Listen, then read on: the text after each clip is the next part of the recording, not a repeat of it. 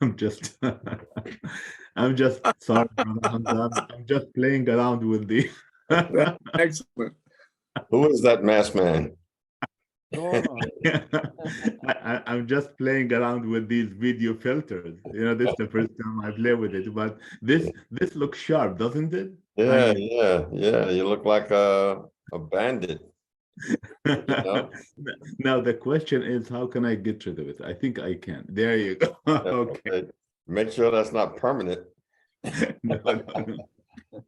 Okay, so salam everyone. I see quite a few people here. Sister Fatima, Salamun Alaykum. Brother Muhammad Shafiq, Alan, Talib, Omar, of course we're here. Tariq, Zafallah Khan, and all. Greetings to you all, and welcome again to another session of our Qur'an study group. Today is March 26, 2023. Nice sunny day here in New York. Temperature is going to be up hopefully around 60 degrees from a couple of days ago when it was almost time to cut the heat back on. Before we go into today's program, let me just re-announce the Tawheed conference that we are planning for this year, June 8th, from June 8th to the 11th, I believe it is, Thursday to Sunday, and I think we have a hotel location. It's the hotels. What is this? Sonesta Select Columbia. I think you see the picture on the screen, so you can get that later on, that information there. We'll be there from Thursday and checking out on Sunday. Hopefully we'll have a great conference again this year. So I'm not going to keep everybody waiting. We're looking forward to this highly anticipated lecture from our good brother, Omar. And so without any further ado, let's get him started. Let's bring him on and let's give him all the time he needs and give him the attention that's required. Make notes and be prepared to ask questions. Brother Omar, Salamu Alaykum, you have the mic. Assalamu alaikum, brother Hamza. Assalamu alaikum, everyone. Again, so kind of you to give me the opportunity to share the ideas or the thoughts or the knowledge, if I may say that I have. The idea of this program, it came about by after you actually sent me a few videos to watch, and I was on travel. And I thought that it is really high time to go a bit deeper in an analytical way, in a careful analytical way, into this concept of Hadith supremacy. Now, in the past, we wanted to focus, and we always focus, of course, on the Mus'haf, i.e. the Qur'an, as far as the source for our religion. However, there is a lot of pressure, which is inescapable. You find it everywhere, wherever you go, where the parallel religion, i.e. what is called the Hadith and the Sunnah, is being thrusted upon us in a very forceful way, and sometimes convoluted with concepts that many people are afraid to get into for fear of being ridiculed, that you're not aware of what one is talking about. So I think it's while I think for a student of religion, for a student of Islam, in my opinion, this is a complete distraction, to go into anything that is outside the Mus'haf. However, the thrust by which I want to be careful in using these terms, but I will say that those who who have shirk, or they make shirk by associating others with Allah, represent a dominant and a strong force. Now, I'm not going to accuse anyone of kufr or shirk. I'm not. Okay, we're not into that practice. However, Allah is clear about when He states that anyone who uses commands from other than Allah has made shirk. Okay, so it's a serious, very serious matter. So again, I'm going to level accusations. We're not into that practice. We're not going even to label anyone who's muttaqi or not muttaqi, but we have guidance, and we need to stick to this guidance. Strictly stick to this guidance. If we have a debate over how to interpret that guidance, that's fine, be it. We're humans, we can err. But to associate, when Allah says, وَلَا يُشْرِكْ فِي حُكْمِهِ أَحَدًا, very powerful. I think this is in Surah Al-Kahf, at the end of a verse, وَلَا يُشْرِكْ فِي حُكْمِهِ أَحَدًا.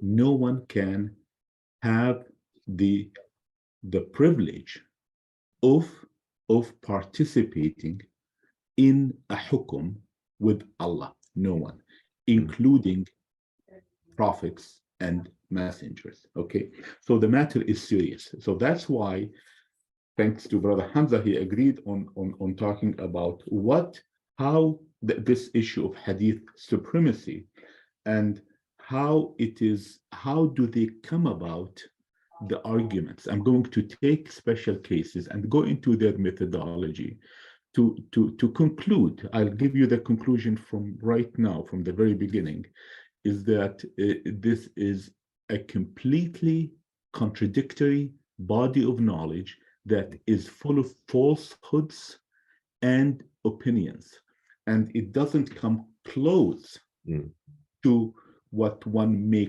call a science.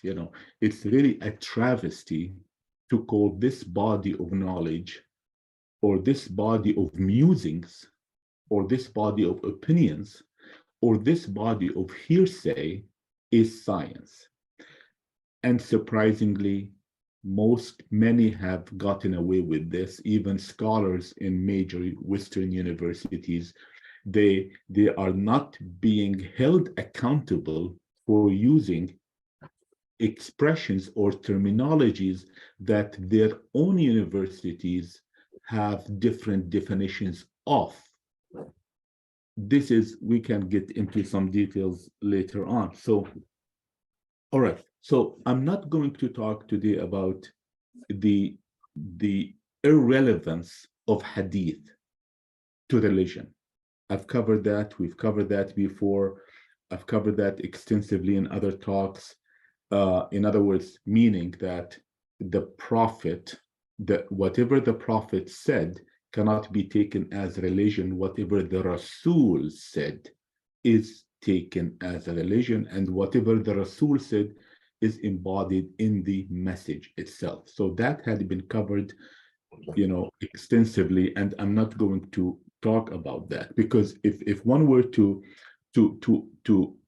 attack the foundations of the parallel religion, one has to go to that discussion. Okay.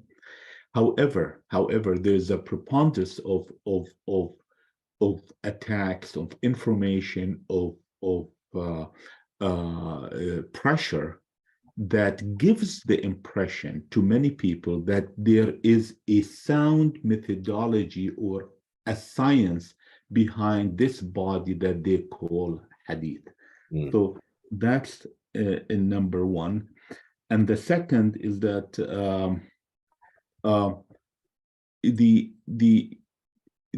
you see, I'm not going here to, the hadith is based on the concept of the authenticity of the transmission, And why I'm saying, one has to go back to the earlier discussions if one wants to understand the relevance of hadith, not the methodology that they use. There's a difference. Because the transmission, the authenticity of the transmission of something, or the validity of the transmission chain, is not a proof that something need to be included in the religion. You see, we have to separate the two, okay? Because this argument had been used sometimes innocently and sometimes mischievously to say that, well, how do you believe in the Mus'haf? You know, the Mus'haf came through a good chain of transmission, you know. So in other words, the hidden argument is that we should believe in the Mus'haf because they were honest people who transmitted this book. Well, suppose this book is not correct. It came from the devil, and honest people transmitted it through 1400 years. Does that mean that I believe in it, or I take it as a religion? Amazing. I mean, very, very, very preposterous, really, arguments. But again, okay, so if we look at now, so people talk about ulum. I'm gonna throw some terms and I will translate them, and this is for the purpose, in my opinion, to strengthen our understanding of this subject, rather than to be oblivious to it, rather than to say, oh wow, there's something that I don't know. There could be some truth to what the framers of the parallel religion have been doing, you know. So now it's just like when you think about physics, you know, if someone is telling you I'm a physicist, and then you inquire more, you think that this person is just a magician, he's not a physician, okay? You look into the methodology that person is doing. So methodology and scientific methodology, in fact, science is defined by its methodology. I believe so. Science is defined by a methodology, okay? And to claim that the parallel religion is based on sound scientific methodological basis is false, as we will show. And I hope you will be convinced by that. Now, I have some files that I'm going to open and refer to as we speak that I prepared. For some reason, my computer today is slow, but it is it's responsive. Okay, so the first thing that that is worthy of noticing is that Allah talks to Muhammad, the messenger, talks to him directly in the Mus'haf, and tells him that there are people around you, and I'll refer to the verse. It's 9:101. 9:101. Allah is addressing the messenger and or the prophet. I cannot be for certain here because I'm not looking at the big context, and the people around him, and he's telling him, and he's telling them, and amongst you from the Arab. By the way, Arab does not mean Bedouins. Some people take Arab as meaning Bedouins. No, it doesn't. Okay, Arab doesn't mean Bedouins. Arab means someone who is claiming to be authentic. Okay, but that's not our subject here. So Allah is addressing the community, saying, around you there are hypocrites, and from the people of Medina, people who have been used to hypocrisy. They have gotten used to hypocrisy. This is the key part of the verse. لا تعلمهم. You are not aware of them. نحن نعلمهم. We are aware of them. And the rest of the verse, we will take them into, we will torture them twice, the end of the verse. But what matters to us in this very important verse, very strong, is that Allah is telling the Prophet and the people around him, you don't know who are the hypocrites around you. So clearly there are hypocrites around him, and clearly, according to the definition of the Sunnah framers, those were Sahaba. Very obvious. So some of the Sahaba were hypocrites, okay? In other words, not to be trusted. They were not trustworthy, okay? So now let's look at one of the verse, a hadith, and I'll come to the methodology later on, but I want to warm up the subject with I want to share with you how the ahadith are made implicitly in a very, very devious way to be superior over the Mus'haf. Okay. Now, so a very important verse is the verse of the well. You know, when someone is about to die, Allah is saying, كُتِبَ عَلَيْكُمْ إِذَا حَضَرَ أَحْدَكُمْ. Sorry, this is Baqarah 2180, 2180. كُتِبَ عَلَيْكُمْ. I'm going to leave kutiba untranslated because we discussed it before. It means always kutiba. Whenever kutiba is used, it means there are multiple possibilities, at least two possibilities. It is not farada. Big difference. It's not farada, it's kutiba. Okay. And when I was recently listening to one of the so-called shuyukh, you know, a Salafi sheikh, he said farada, it's the same thing, you know, kutiba means farada. No, it doesn't mean farada. Absolutely. Huge, huge difference. So kutiba alaykum idha hadara ahdakum al-maut. It was kutiba on you if some of you approach death. If look in Arabic, either means something will happen for sure, because we know that everyone will die. I mean, look at the precision of the Mus'haf. It's amazing. Either hadara ahdakum al-maut. When the time of death comes to someone. I think either the best way to translate either when, which is a bit interesting. In taraka khayran, if, now the other if, in is if, because there's a possibility it happens or it doesn't happen. If he or she is leaving behind khayran. Khayran implies, by looking at the Mus'haf elsewhere, could imply land behind, money behind, property, whatever, gold, khayran, something that is of benefit, okay? This is what is kutiba. Al-wasiyya, the will. So Allah is suggesting, and this is the best way I look at kataba. Kataba is a suggest. Allah is suggesting something, not commanding. Kutiba, okay?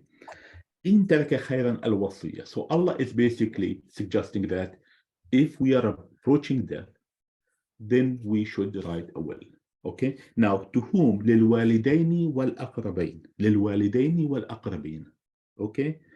بالمعروف, for the biological parents and the close relatives. Relatives. أقربين is relatives. Okay. أقربين is relatives. بالمعروف. بالمعروف means using the standards of those days, the standards of the community, what is known, what is acceptable, what is common. Okay. حقا على المتقين. It is truthfully on the muttaqin. I prefer not to go into this because I haven't really analyzed this phrase much, but that's not our concern here. Our concern is that Allah is saying in Surah 2, 180, Baqarah 180, something. He's suggesting that before we die, we write a will. For who?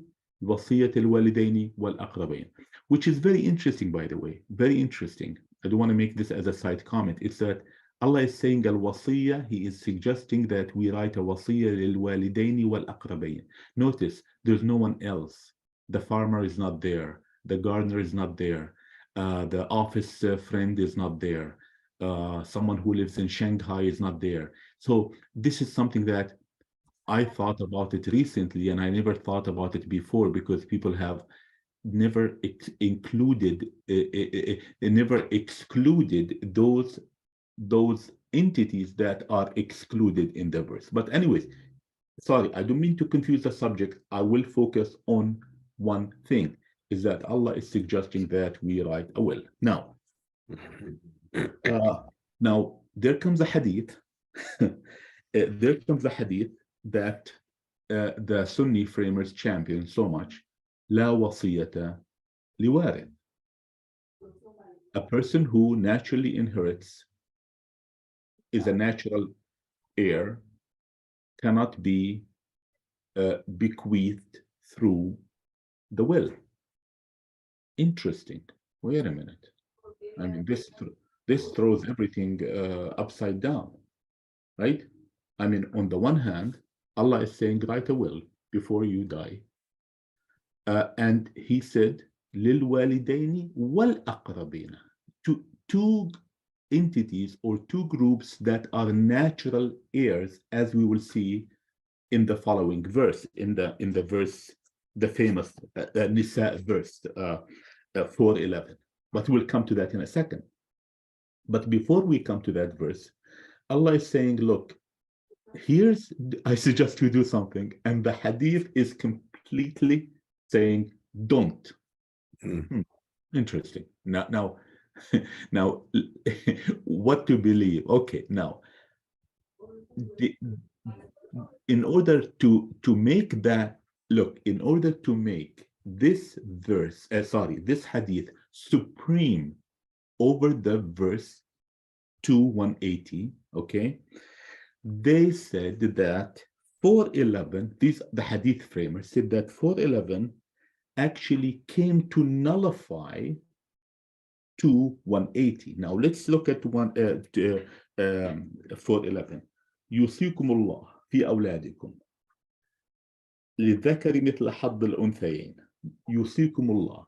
Allah has in your offsprings, okay, a wasiyah. Allah, yusikum Allah. This is Allah's wasiyah, Allah's will. Okay. للذكر مثل حظ الأنثيين. I don't want to parse these little minute details of this. I want to look at the big part of this, the big picture that this verse gives us. He goes on, Allah, فإن كن نساء فوق اثنتين, and if they were women beyond 2, and so on. And then at the end of the first part of the verse, Allah says, من بعد وصية يوصى بها أو دين. In other words, you make this distribution between the natural heirs, between the kids, the husband, the wife, and so forth, after the wasiyah that had been made, or dain, or a loan, is taken care of. I mean, you see, there's no, I hope everybody is following this. There's no contradiction between the two. There's none. Where is the contradiction? You know, Allah is first saying in the first verse that I suggest that you write a will, okay, for the parents, the biological parents, and the close relative. Okay, now the other verse, Allah is asking to distribute money according to his wasiyah, okay?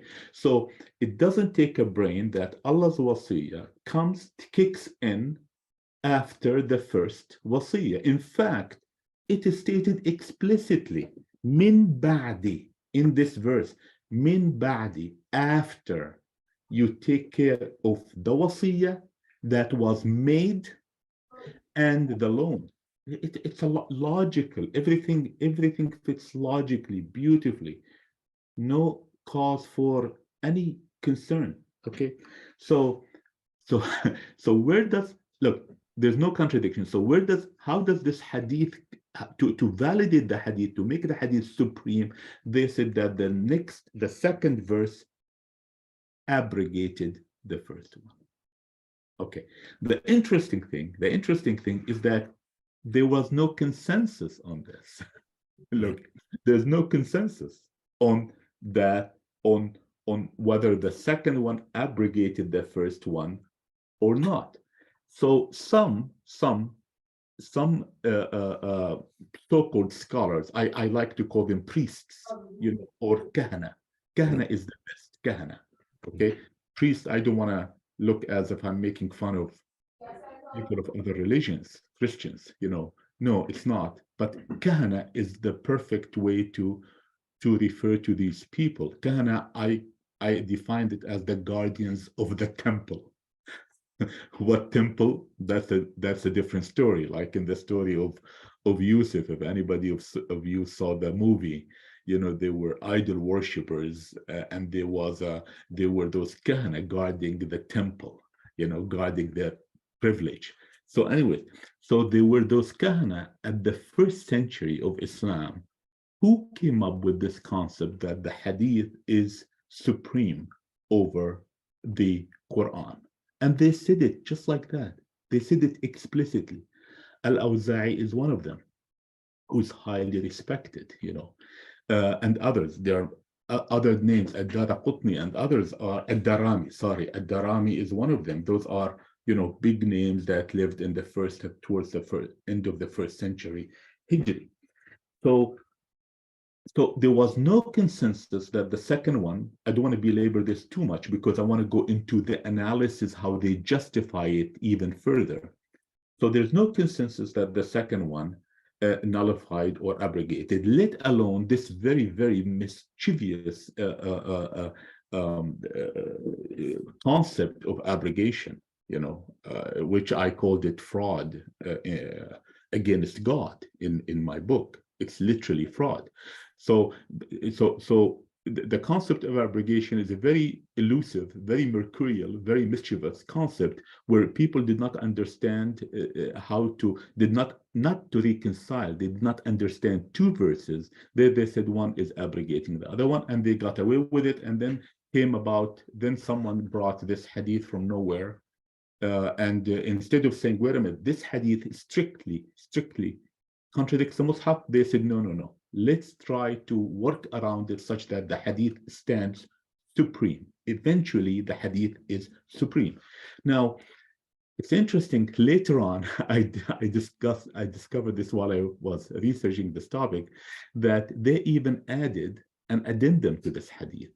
Now, for instance, if you go to Egypt, by the way, I talked to some people, Muslims, and I said, do you know so-and-so that you cannot bequeath, write a will to one of your natural heirs? They said, what? No, I never heard of it. I said, but all the madahib have it, all the 4 madahib. In fact, according to the Egyptian law, Egyptian Sharia law that applies to those who want to follow the Sharia in Egypt, there is an addendum to this hadith that I just mentioned, La wasiyata liwarith, except, this is the addendum, which is very interesting, except that the natural heirs agree to this will. Interesting. Okay. In other words, it's okay to bequeath something to your kids. However, to someone more money than the others, but the others have to approve. Very interesting.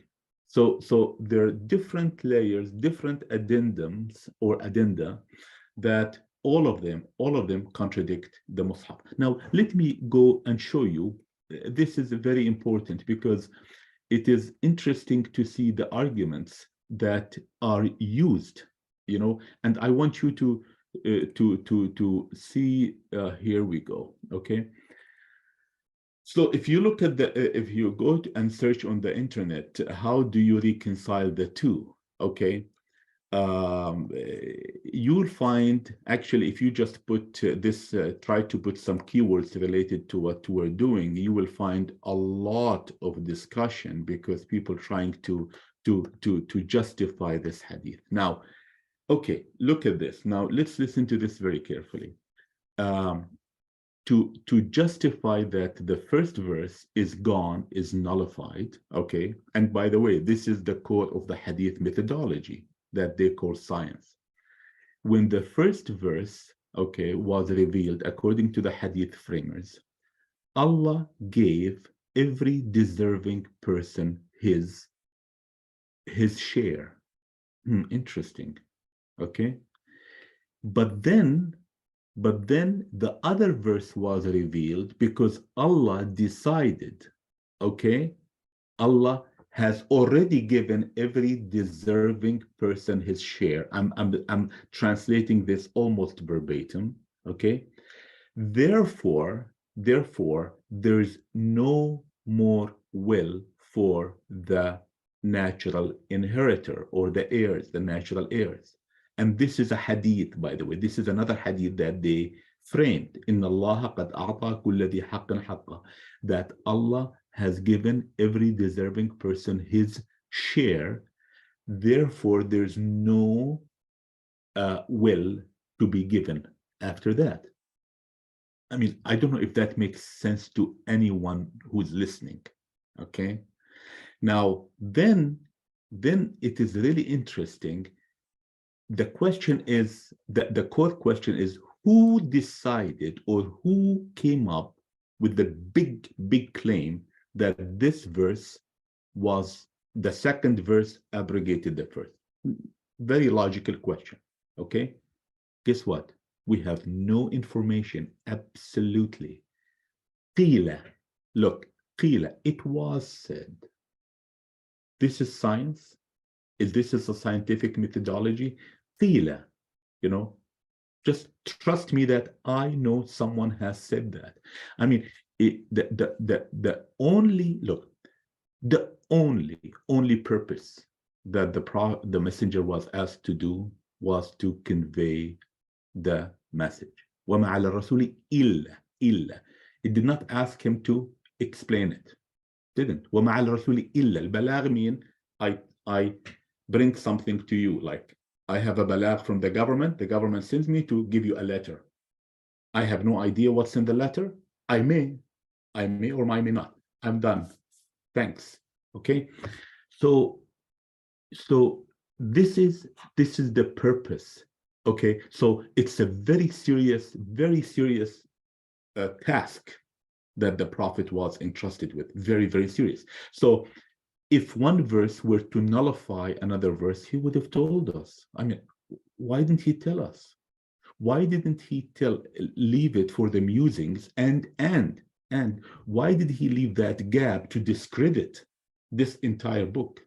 To discredit, okay? Because, you know, it's up to me to decide which one is abrogated and which is not. But even they did not have the courage to say that the Prophet, even they did not have the courage to fabricate a hadith to say the Prophet said this verse is nullified.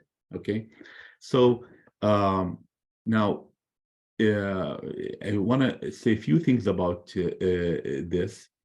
Okay, they insist, you know, look, so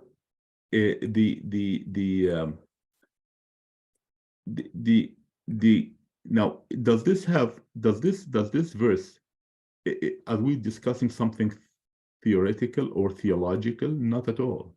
Not at all. We're discussing something extremely important that affects our economy in a drastic way. You see, Allah, I mean, of course, there are deep concepts invoked here, but Allah gives us the right to decide what we want to do with our money. Okay, but it's interesting that it is fixed to two al-wasiyah to two groups, two entities. Okay, this is a deeper question that I never seen anyone discussing. If you go to these Muslim charities who make a lot of money from people donations and who love people to write wills, you see that they go way beyond that. Okay, and no one asked him any question. Okay, so let me just mention a hadith that was also framed. They use the word صناعة الحديث. It's very interesting.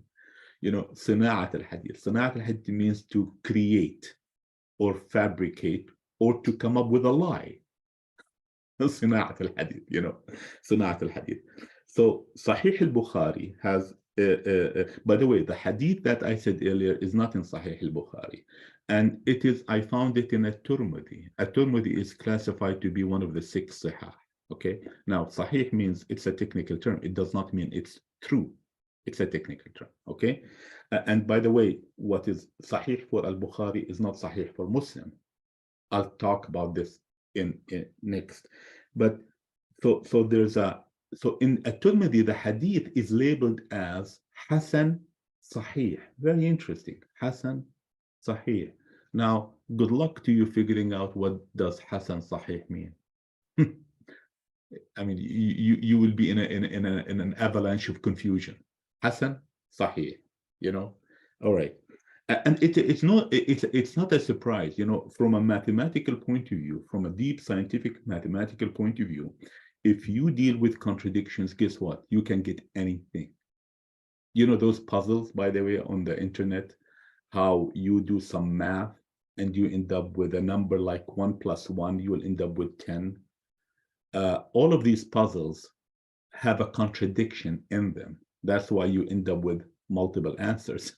So in reality, mathematics is the language of reality. In this hadith world, there are many. The whole foundation is contradictory. Therefore, you can come up with anything you want. Okay, so Sahih al-Bukhari then came up with a hadith عن ابن عباس رضي الله عنهما قال كان المال للولد وكانت الوصية للولد. It used to be that way. I will just reinterpret the hadith quickly.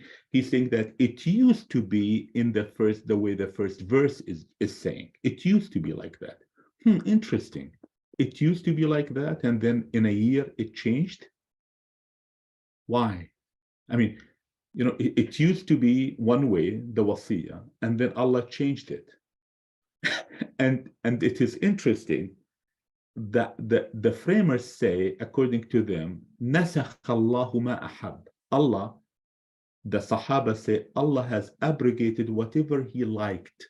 So it gives you not just this vagueness and this contradiction, but it gives you a feeling of a temperamental God who within 1 year changes things. I mean, that's why when I keep saying that this hadith structure, this parallel religion is extremely dangerous, because it led to a culture that accepts contradiction. This is the seriousness of this matter. We try to sometimes dismiss it. We don't have time for it with this, but it's really important to understand how a methodology can affect how a person thinks. I don't want to brag about engineers. For instance, engineers go into 4 or 5 years of problem solving. They're not the most intelligent people, but they're trained to look at everything as a problem to be solved. Scientists, after many years of doing science, they want to discover things. They're not interested in solving a problem. They want to discover things. Okay. So the issue of intelligence has nothing to do with what we're talking about here. But after a while, this neuroplasticity probably it kicks in. Look at doctors. Doctors, when they enter the medical school, they're selected amongst the most intelligent high achievers. But when they leave the medical school and after years of practice, they cease to be creative. Lawyers are the same thing, by the way. Naturally, because when you do something over and over, it affects your methodological way of looking at things. So here, in the case of the people who follow the hadith, it's full of contradictions. It's reconciling contradictions. And of course, by definition, you fail. Okay. Now, I want to go to another case. So this is, if I show you, I have a lot of documents to show how they went out of their way, to justify the hadith. The last thing I want to say about this, not to belabor this too much, is that Allah says, "Min ba'di wasiyya."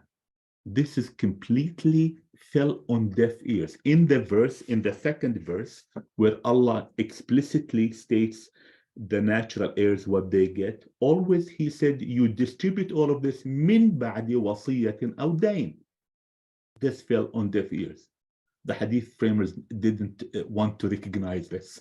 You see, didn't want to recognize this at all. Okay, now another interesting hadith, and then I'll go to the methodology later, is that when they fail to understand the Mus'haf, when they fail to understand certain verses, and there's no shame in saying I don't understand certain verses, life, believe me, life goes on if I don't understand certain verses. When they fail to understand certain verses, they came up, they try to, instead of looking at the meaning of words, to understand, in us who put serious efforts to understand the meaning of words, they came up with a hadith that eventually, the hadith, because they're not from Allah, when Allah says anything aside from His book, will have contradictions. Allah said it. Okay. ولو كان من غير الله من عند غير الله لوجدوا فيه اختلافا كثيرا. If it were not from Allah's book, there will be contradictions in it. This is a fact. In fact, this applies to everything in the world. Even when we try to understand science, because our knowledge is not from Allah, we will eventually find contradictions, and sometimes we overcome these contradictions. But still, the picture is not crystal clear as it is in the Muslim. So the issue of daraba, the verse in the Quran where it says that treating women, I don't want to go through the verse.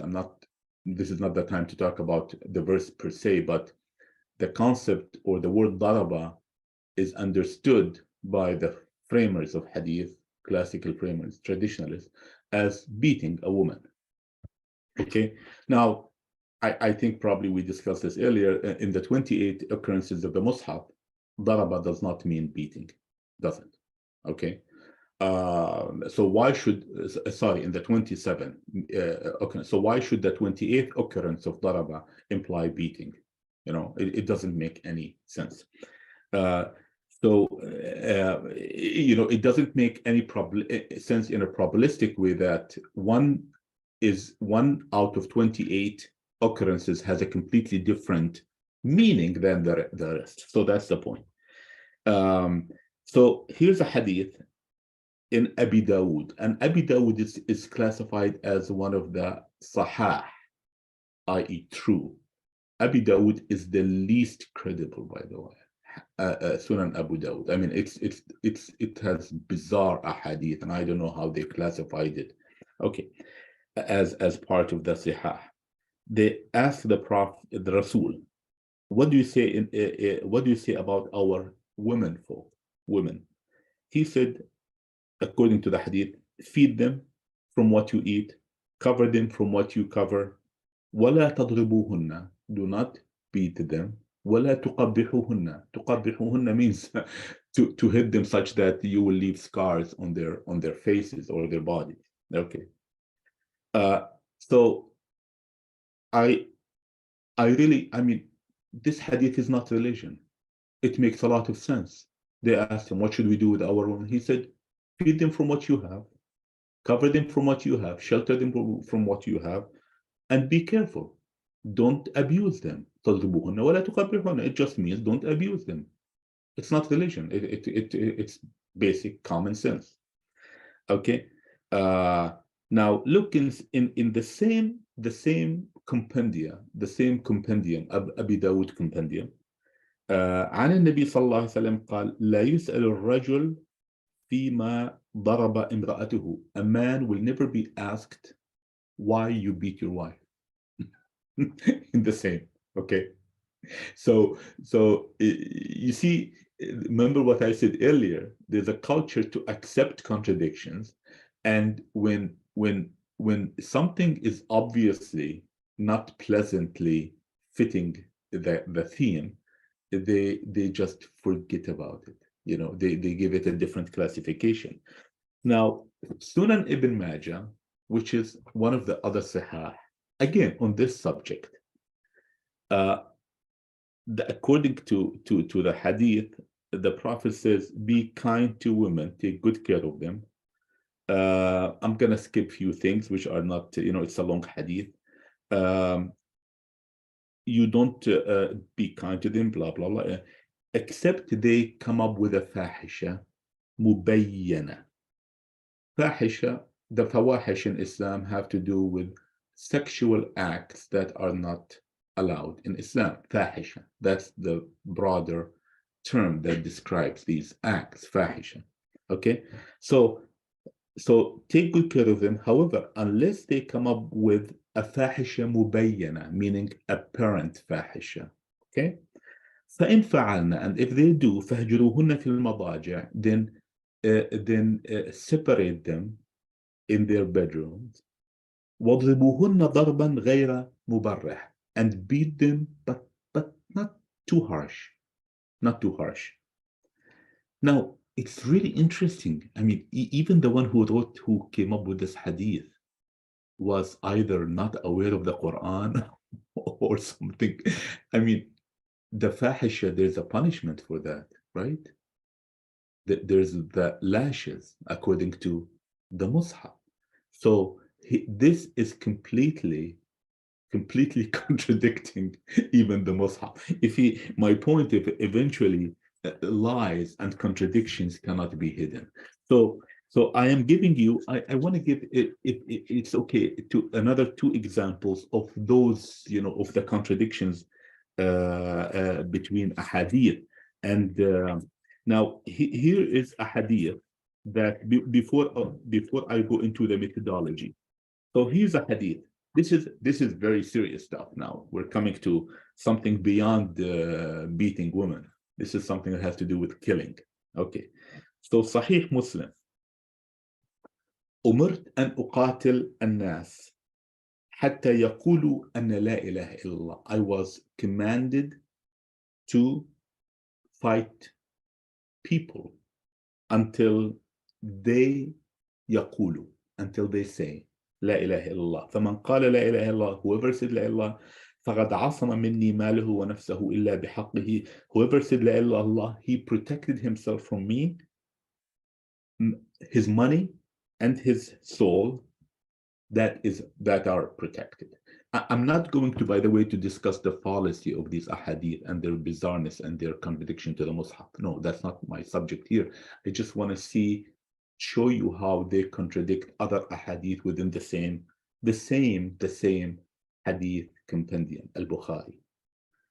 And talking about a methodology, the second hadith, أمرت أن أقاتل الناس, I was commanded to fight people حتى يشهدوا أن لا إله إلا الله وأن محمدا رسول الله ويقيموا الصلاة. First of all, in the first one, حتى يقولوا لا إله إلا الله, to say لا إله إلا الله.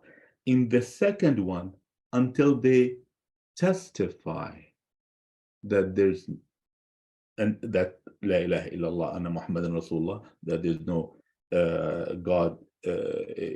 God except Allah, and that Muhammad is the messenger of Allah.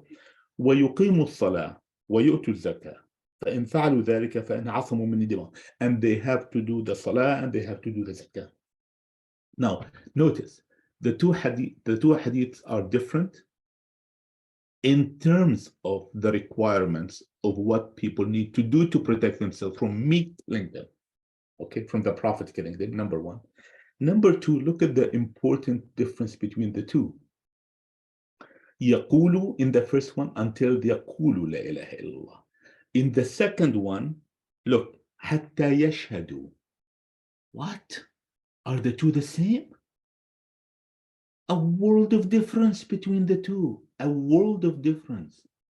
And they claim that one of, and I'll get to that when we talk about the methodology, the Hadith framers claimed that you have to be knowledgeable of Arabic to be a trustworthy transmitter of Hadith. So obviously those who transmitted this Hadith on the assumption that it is correct, okay, which is absolutely rubbish, okay, because it, it contradicts the Mus'haf, plain and simple, okay, they did not find any differentiation between yashhad, to witness, and to say, let alone the fact that Allah in the entire Mus'haf never said, witness that there is no deity except Allah, let alone that he never said that, okay. So and you will see, I will come to that.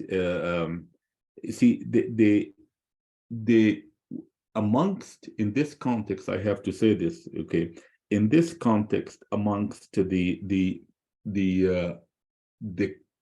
key criteria that the Hadith scientists, if I may say, the Hadith framers came up with, the key criteria is that the Rawi, the transmitter, has to understand the secrets of the language of Arabic. Obviously, in this case, they didn't understand the language itself, let alone the secrets of the language.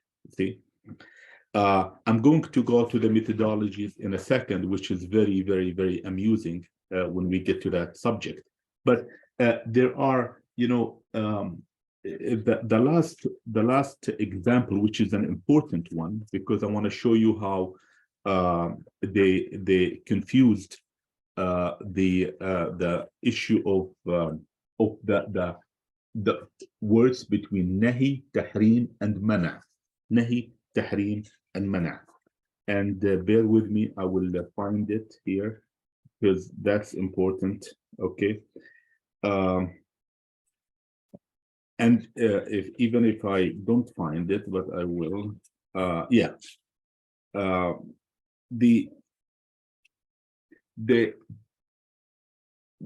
know it's not a very important subject whether we can eat the meat of donkeys or not. I know that we have higher priorities in life than to deal with that subject. But I wanted, but the reason is that I'm mentioning this is that to show you, to give you a window on the methodology that they're using and how many errors have been made in the transmission with the approval of with an approval from their from the methodology itself. Okay.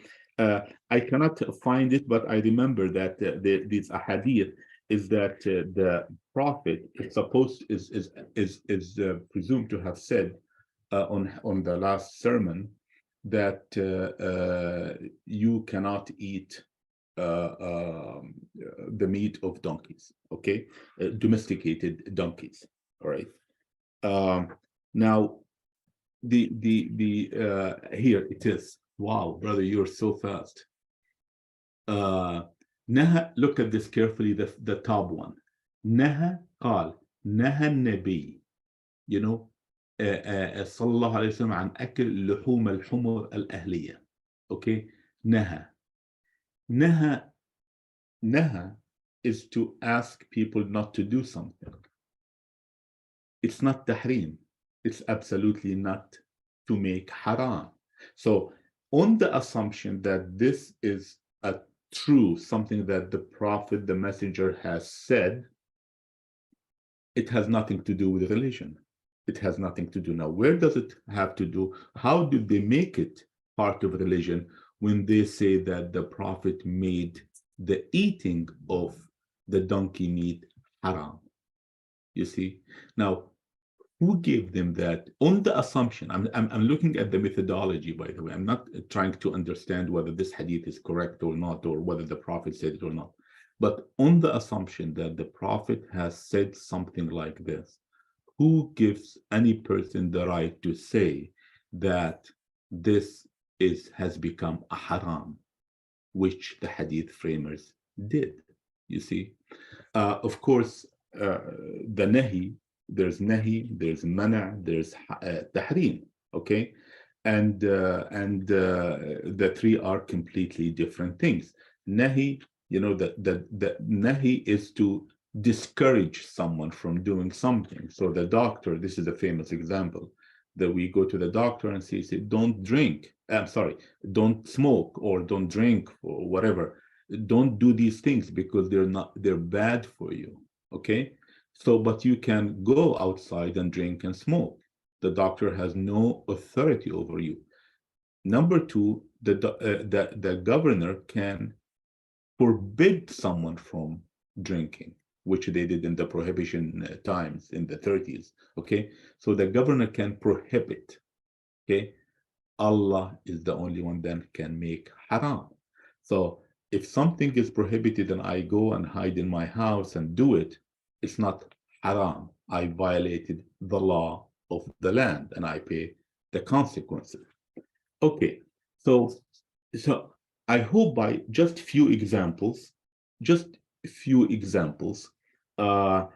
how this flawed system of hadith, we showed that this flawed system of hadith, just by showing 4 prominent examples, not trivial examples, 4 prominent examples, that there's no methodology, that it's full of contradictions, that there's no basis for these. There's no basis there's no sound methodology, period. Now let's go into something deeper. This is just, to give us a flavor of what is out there. My experience when I argued with people who are hadith champions is they have this style of jumping quickly. What about this? What about this? What about this? Boom, boom, boom, boom. No, things don't work like that. If you look at a building and you see a column, okay, and you want to build building, let's say, and you start with a column that is flawed, don't go any further. That's it.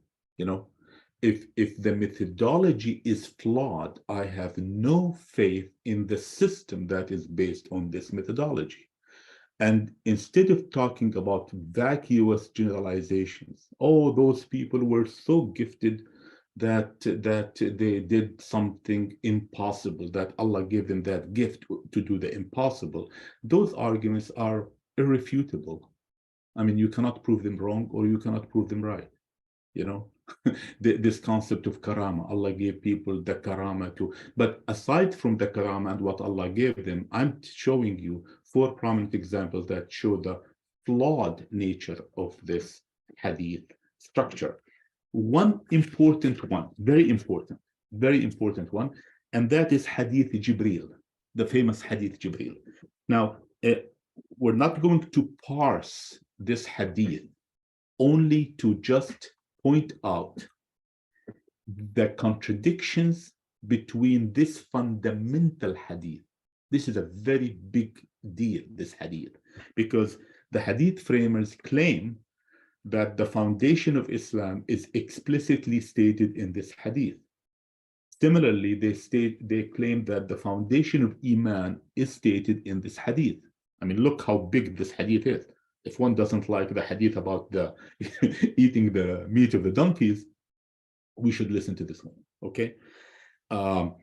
So in al-Bukhari, in Muslim, in Sahih Muslim, okay, the hadith, I'm not going to read the whole hadith, it's long, okay? The Rasul is stating the definition of Islam. Al-Islam, an tashhad anna la ilaha illallah wa anna Muhammadan Rasulullah. Islam, that you witness that there's no Allah, there's no deity except Allah, and Muhammad Rasulullah. وتقيم الصلاة وتؤتي الزكاة وتصوم رمضان وتحج البيت إن استطعت إليه سبيلا. In other words, you do the salah, zakah, siyam, and you do the hajj.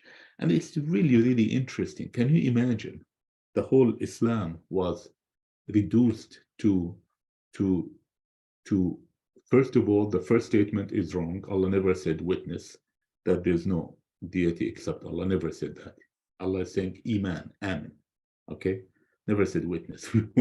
You know, the second is that those acts, those performances to be the embodiment of Islam. Anyways, that's not our subject here, but let's see another hadith in al-Bukhari.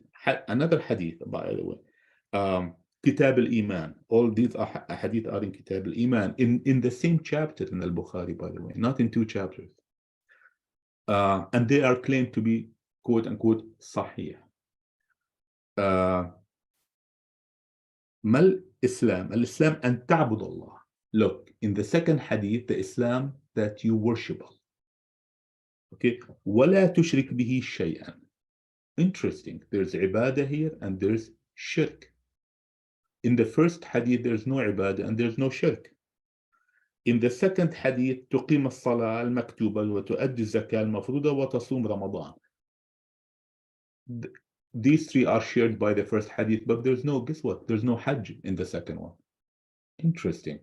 Look how loosely these hadith are treating things that are given significance in the Mus'haf. I'm not going to say fara'id or commandments, but that are mentioned in a prominent way in the Mus'haf. Here they're loosely tossed. One has hajj, one doesn't. One a'budullah wa la tushriku bihi shay'an, which I believe is closer to the truth of Islam. The other one doesn't. The other one witnessed that there's no God, there's no Allah, there's no God except Allah. There's no deity. Okay, see, look at the big contradiction between the two. Huge. Now, in the same hadith, the hadith is talking about iman. Okay, so in the first hadith, the hadith continues, "O Prophet, tell me what is iman." He said, "And tu'min billah wa malaikatuhu," that you believe in Allah and His angels, wa kutubihi, and His books, wa rusulihi, wal yawm al-akhir, wa tu'min bil qadar. Interesting. The first, "and tu'min billah wa malaikatuhu wa kutubihi wa rusulihi wal yawm al-akhir," are mentioned in the Mus'haf. Okay, that's fine. Look what they added. Wa tu'min bil qadar khayrihi wa sharrih. And you believe in qadar. I have no clue what they mean by qadar. We talked about predestination in the past, but I assume they mean predestination. And if they meant predestination, they did not do a good job in framing this hadith. Okay, because qadar does not have a khair and shar, by the way. So it's irrelevant to attach khair and shar to qadar. Okay, let's look at the second one. Okay, the second one. ما الإيمان أن تؤمن بالله وملائكته وكتبه ولقائه. They added meeting him. Okay, that's fine. ورسله وتؤمن بالبعث الآخر. Okay, so you believe in the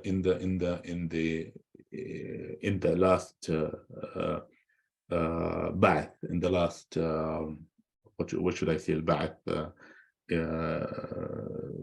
in the last journey, al-ba'th. But notice the second one did not have al-iman bil-qada' wal-qadar khayrihi wa sharrih. In other words, the second one did not have predestination in it. Wow, I mean, how loose they are with the foundational concepts of Islam and Iman. Okay, it didn't end there, by the way. These two, by the way, these two are in Muslim. These contradictory hadith were in Muslim. Let's see there's another version of Hadith Jibreel in al-Bukhari. Okay, Kitab al-Iman. Again, it's called the chapter of Iman. Al-Iman an tu'min billah wa malaikatihi wa biliqa'ihi wa rusulihi wa tu'min bil-ba'th. Interesting, very close to what the Qur'an says. Okay, these are the Iman. Okay, قال ما الإسلام؟ الإسلام أن تعبد الله ولا تشرك به وتقيم الصلاة تؤدي الزكاة المفروضة وتصوم رمضان. Very similar to the second, interesting, very close to the second hadith in Muslim. Guess what is being championed the most? Typically, you would expect al-Bukhari to be championed the most because they claim that al-Bukhari is the most authentic or the most true book after the Book of Allah, which is a very, very strange construction. What do you mean by true book? Is Allah's book is true? What do they mean by that? Anyways, so in other words, they're giving a feature to al-Bukhari similar to a feature that describes the Book of Allah. Anyways, but notice al-Bukhari, who is supposed to be the most championed compendia of ahadith, is forgotten completely, and most of the books mention hadith, the first hadith of Muslim, which added predestination. Very interesting. And predestination doesn't exist in the Mus'haf. So if one finds that this is a sound methodology, then let's find out in real, okay, in real, what is this methodology is all about. Now, how the first thing is the authenticity, is the validity. The hadith is based on what they call it a sanad wal matan. I mean, big words to impress people. Sanad, the chain of transmission. Sanad is the chain of transmission. Matan is the core of the hadith. Now, theoretically, the hadith framers claim that both are important to determine the authenticity of a certain hadith. This is a true hoax. In reality, only the transmission is being considered as the way to tell if a certain hadith is true or not, which is interesting. You know, if you think about it, in other words, if I believe that a certain chain of transmitters were honest, perfect, never forgotten anything, did everything meticulously, then the hadith is to be used as part of religion. Interesting, very, very interesting, you know. So now, see, they claimed, the hadith framers claimed that there has to be an honesty of the transmitters. This is very important. They cannot lie. They cannot forget. All features practically that are only present in Allah. You know, only present. In other words, a perfect person. Okay. Now, and also very interesting that al-Bukhari used certain criteria for claiming that a certain hadith is true. Notice, his definition of true is a technical definition. It does not mean true without quotes, in real, true. It happened. No, it doesn't. So he developed a criteria. I'll share this secret with you. We don't know what that criteria was. Okay, how did we come to know what some believe was the criteria that al-Bukhari used? Through what we believe his students have said about him. In other words, in al-Bukhari himself, he doesn't say these are my criteria. No, what has come to us is what some believe his students have said. This is the criteria. Now, Muslim, al-Bukhari died 254, I believe, Hijri. Many times after the Prophet. 264, I think, is when Muslim died, like 10, 20 years after that, or thereabout. He came up with a different criteria. Now, at least I find to be Muslim to be more transparent. An-Naysaburi, his name is An-Naysaburi. He was from Naysabur, northeast of today's Iran. At least he was explicit about his criteria. And it is fascinating to read what he said in his Sahih. He actually gave us reasons to doubt that these ahadith are fully authentic.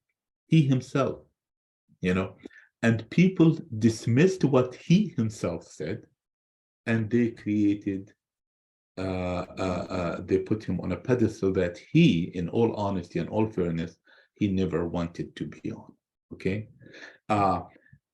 Anyways, there are political reasons, we don't want to get into it, but so for instance, al-Bukhari believed, or one of them is that al-Bukhari believed that two transmitters must have lived in the same time and must have communicated with each other. Two layers of transmitters. Muslims said no, they don't have to have met each other. One could have been in Tashkent, and the one could have been in Samarkand. One could have been in Cairo. Imagine this is happening nowadays. It's a very difficult task to authenticate someone that is transmitting something who is living in Cairo, and someone picks it up in China. Now with the digital world, we'll have to verify that, whether there will be all kind of but anyways, in those days, so Muslim came and he said that's perfectly fine. Now this is what has come to us. This is the methodology that has come to us, or the methodology that is being claimed Muslim followed. Okay, I know, brothers and sisters, it's a labyrinth of confusion, but bear with me. This is what we have to deal with. It's a labyrinth of confusion, and the more we know about it, the more we know about the fragility and the danger of this system, this parallel system that has captured the lives and the souls and the attention of most Muslims. I mean, we really have to know these realities. And through this knowledge, we become more powerful in telling people, look, this has nothing to do with Islam, brothers and sisters. Now, let me show you. Now, they came up with something. Let's get into the methodology. As if people were not satisfied, clearly. It's not that we're the only ones who are smart and find contradictions in this body of hadith. People at the time of the Shafi'i, towards the end of the 2nd century of Hijrah, people were not happy.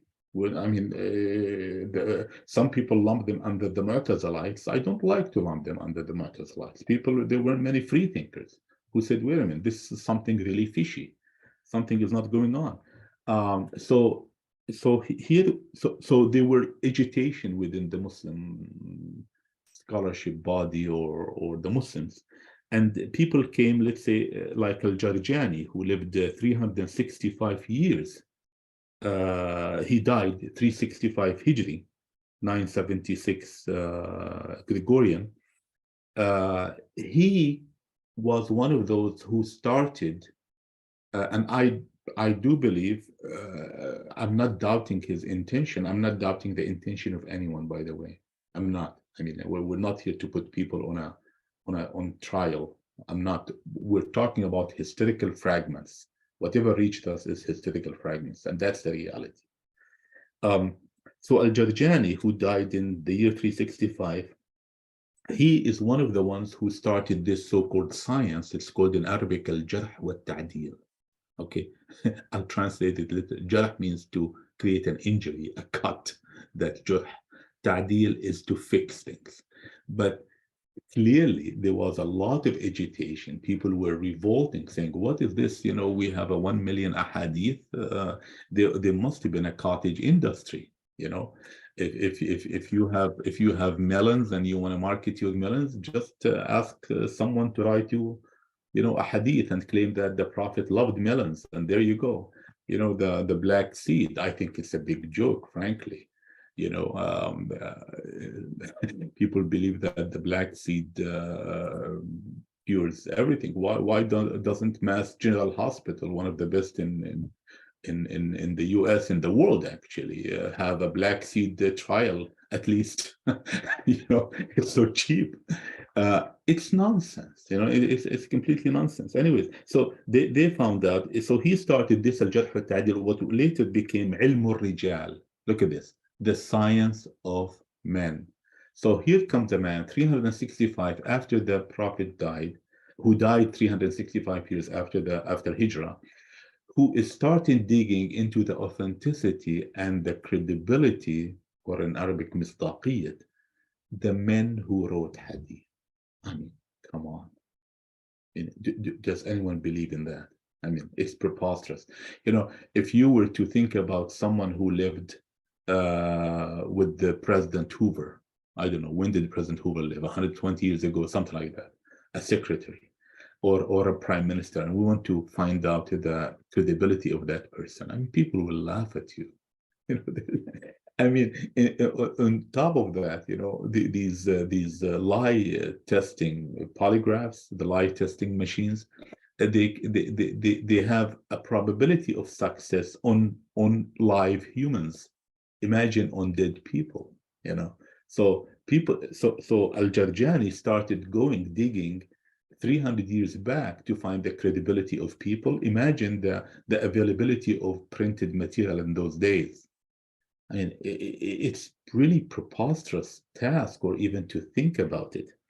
But anyways, it seems like this is what had happened, and we don't know their thinking. Maybe they were, you know, they had good ideas, good thoughts. I assume many of them had good ideas. They said, wait a minute, there's a flood of rubbish. We really need to at least narrow things down.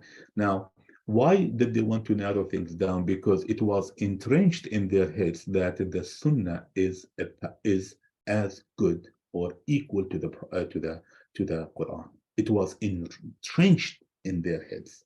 Absolutely. Otherwise, why would one go through that effort?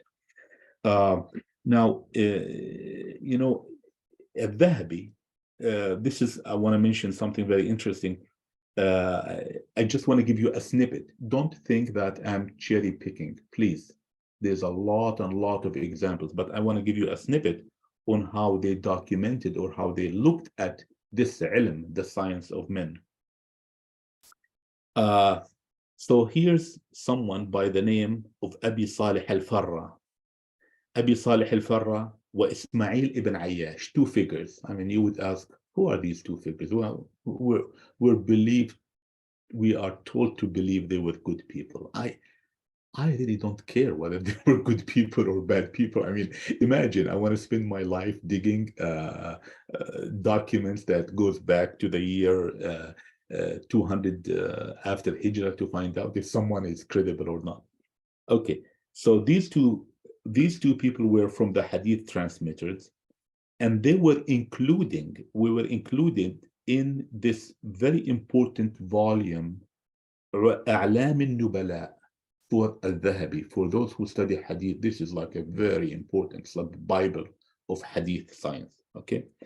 And it contains 30 volumes, okay? Big volumes. And this includes all the people, or most of the people who transmitted Hadith. So they will tell you, is that good? Is that bad? Someone says something about him. I know some of you are laughing at this, if this is a methodology or not, but let me show you this very important example. Abi Salih al-Farra, who is one of the transmitters, he says about Ibn Ayyash, and please bear with me because this is the so-called science, I know. إن الرجل لا يعلم بما يخرج من رأسه. He's saying about the other one, that man doesn't know what comes out of his head. In other words, he's a lunatic. Okay? At-Tirmidhi, in his Sahih volume, Al-Jami', so At-Tirmidhi is one of the 6 Sahih, he included hadith to Ibn Ayyash, the one who were told he did not know what was coming out of his head. You see, this is the hadith science that we're talking about. I know, you know, you would probably ask, have this question, why did I, you know, do these things? Because I really wanted to know whether there's something substantive or not. I know, you know, I don't think it's a waste of time. Absolutely not. Now, look at this very, very important example, okay? they also, Ibn Sirin, one of the famous ones, okay, in the introduction of Muslim, Sahih Muslim, he is talking about Ibn Sirin, who died early in the year 111. When they used to look for transmitters, they would ask, which group were you with? Those who revolted, those who were with Ali, or those who were with Uthman? So it was a sectarian-based methodology by their definition, sectarian-based. So imagine, just like right now, you know, if I were, if just to give this example to bring it home, if the Americans say, if a scientist from Russia comes up with something and the Americans say, oh, he's Russian, then I cannot take what he's telling us, you know. That kind of bizarre. The second important thing is memory, okay, because they claim that people had great memory, right? Always we're told that they had incredible memory, fantastic memory. Okay, let's look at a hadith within the ahadith that they believe in. I'm going, first of all, before I go into that, the memory is the weakest thing a human can have, you know. We forget things. One doesn't need to be old. Memory is a fragile thing. Okay, everybody knows. All scientists know that. Sometimes when we are under stress, we forget more than usual. When we are happy, we remember. There is an issue, by the way, and that is there's this question of whether it came up a long time ago, whether a person will be tortured by the mourners when they cry during his funeral. I know it's a bizarre thing. I know we have better things to do. But I just want to, but this hadith is important to show you that there is an admission within their body of knowledge that memory is fragile.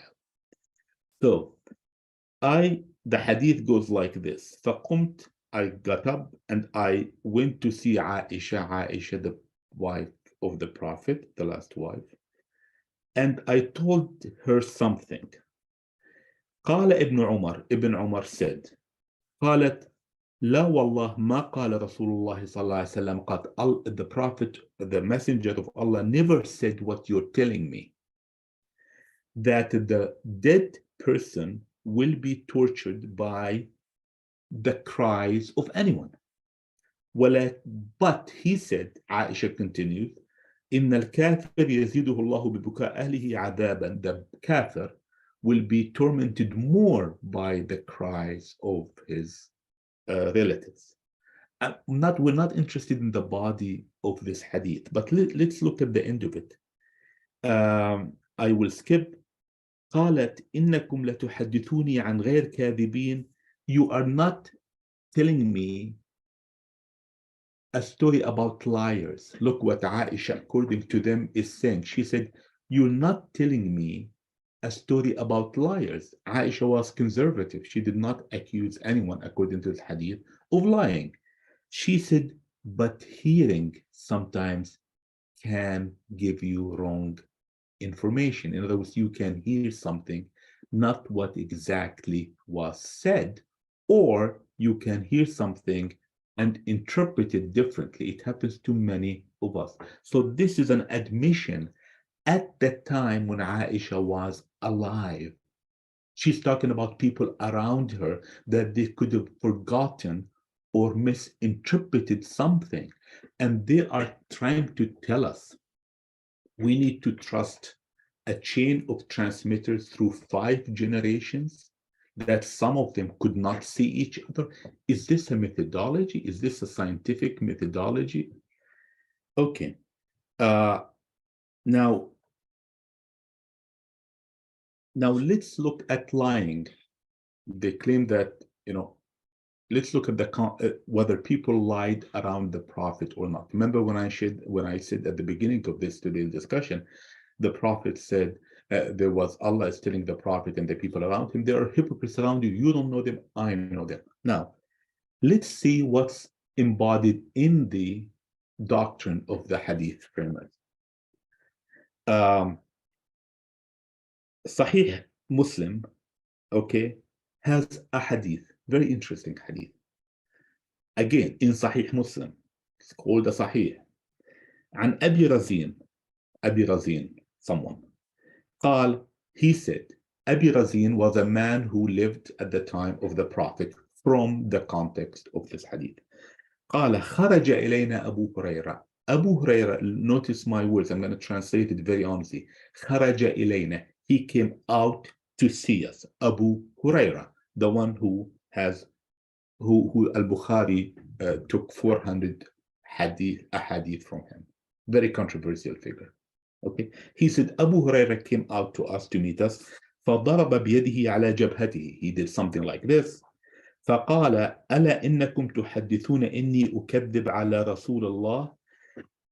Are you saying that I lie about the Prophet? And to the rest of the hadith. Look, he is telling Abi Razin, who was sitting, because Abi Razin, this man said, he came out to us. So Abu Huraira was addressing Abu Razin and others, telling them, do you think that I've been lying on the Prophet or creating fake ahadith? أكذب على رسول الله, till the end. Now, Abu Razin, he was one of the Sahaba. You see, which means that the Sahaba themselves could not establish the credibility of people around them. You know, it seems like you're telling me, but you're going in circles, but you mentioned that verse. Exactly, I'm going in circles because that verse is sufficient for me. That verse is sufficient. I don't need to go to this hadith, but this hadith is embedded within the body of this hadith framework that they use, you see. So speaking about the methodology, this is the methodology that I will conclude. I will say a few things here that are really important. What all of this led, and there's much more to share, but this is not the right time, you know, because it's a labyrinth. It's literally a labyrinth. I listened today to a recording by Al-Albani. Al-Albani is the most modern hadith scientist, highly respected by the Salafis, died 1999. He corrected or redefined the authenticity grade of many ahadith from al-Bukhari to Abi Dawud. In other words, people are still testing the authenticity of ahadith. In other words, people are still testing the authenticity of what? Religion. If hadith is religion, then people are still testing the authenticity of religion. So I listened to an audio recording of him. It's available on YouTube, because I wanted to know, what did he mean by Hasan Sahih when he labels some of the Abi Dawud hadith as Hasan Sahih? You know what? He said, wow, that's a perfect question you're asking me. This is a deep subject that I need to look into it further. And he continued, I want to warn you, this hadith science is a very difficult and very complex. I think I proved to you today that it is nothing but a falsehood, literally a falsehood, not a science, but a falsehood. Okay, so the last thing I want to mention is that they came up with their criteria. And then I will stop. I'll mention this part and then I'll stop. They came up with criteria for people to be accepted in transmitting a hadith, or for people to have the trustworthiness of transmitting a hadith. Okay. One, that the transmitter, he must know the dalalat, the meaning of words, and the nuances and the differences between them. Okay? Interesting. 2. أن يبدل اللفظ بما يرادفه. So he will, and he cannot switch words. That he can switch, look at this, that he can switch words if they mean the same, different words. And we know very well that different words don't mean the same thing. Okay? 3. That the translation has to be similar to the first. I have no idea what they mean by that. There's a 5th criteria, which is very convoluted, a 6th, which is even more convoluted, and there's a 7th, and one has to know the secrets of words and this and that. Now, notice that I gave you examples where ilm and ma'rifah were conflated. In other words, they did not separate ilm from ma'rifah. Two big different concepts. Qu'ud julus. Qu'ud julus are two words that are different. They consider them to be the same. Nahi, mana', tahrim. They did not see a difference between them. Shahada, qawl. Remember the examples that I gave. Shahada and qawl. They conflated the two. According to them, they mean the same thing. Now, the interesting thing is that who in the world did put these rules? A very interesting question. Who decided that these are the rules that are needed to give you a trustworthy transmitter? Now, the last thing I will conclude with this is that it's an issue, it's a mathematical proposition. The Hadith framers explicitly allowed transmission of Hadith through the meaning. Wow. Do many people know this? In other words, they say it's okay for you to switch words as long as you keep the meaning. Now, but the meaning is relative, isn't it? I mean, the meaning, someone could understand something. You see, Qur'an is not transmitted through meaning. If I don't understand it, I carry on. I give it to my sons. I tell them this is the book that I believe Allah sent to us. I don't reinterpret it. Okay? That is the concept of transmission. If you were to interpret something and give it to someone else, even by the time you give it to that person, you have changed a lot from what was originally stated. Okay? Because my interpretation is based on place, time, and everything. Now imagine if there are 4 or 5 transmitters. Okay? 4 or 5 transmitters. Okay? The first person can change the meaning of the words, or can forget, or let's not get into can lie, but that's a possibility. Or guess what? Let's leave lie aside. Can add, guess what? The approved addition in Hadith. This is their methodology. In other words, if you have certain criteria, you can add to the Hadith. You know, when I saw this, my mind went bananas. I mean, I went crazy when I read this the first time. I mean, you can add. So notice, remember when they say Hadith is Wahi? So in other words, the Wahi can be interpreted. Look, the Wahi can be changed in transmission the way I understand it. So we can change the Wahi according to them. I'm going to use their framework. I can change the Wahi and I can add to the Wahi. It's fully permissible. But not anyone can do it. No, hold on a second. There are certain criteria that have to be met in me for me to do this, should I say it, plain shirk, plain subterfuge, plain deceit.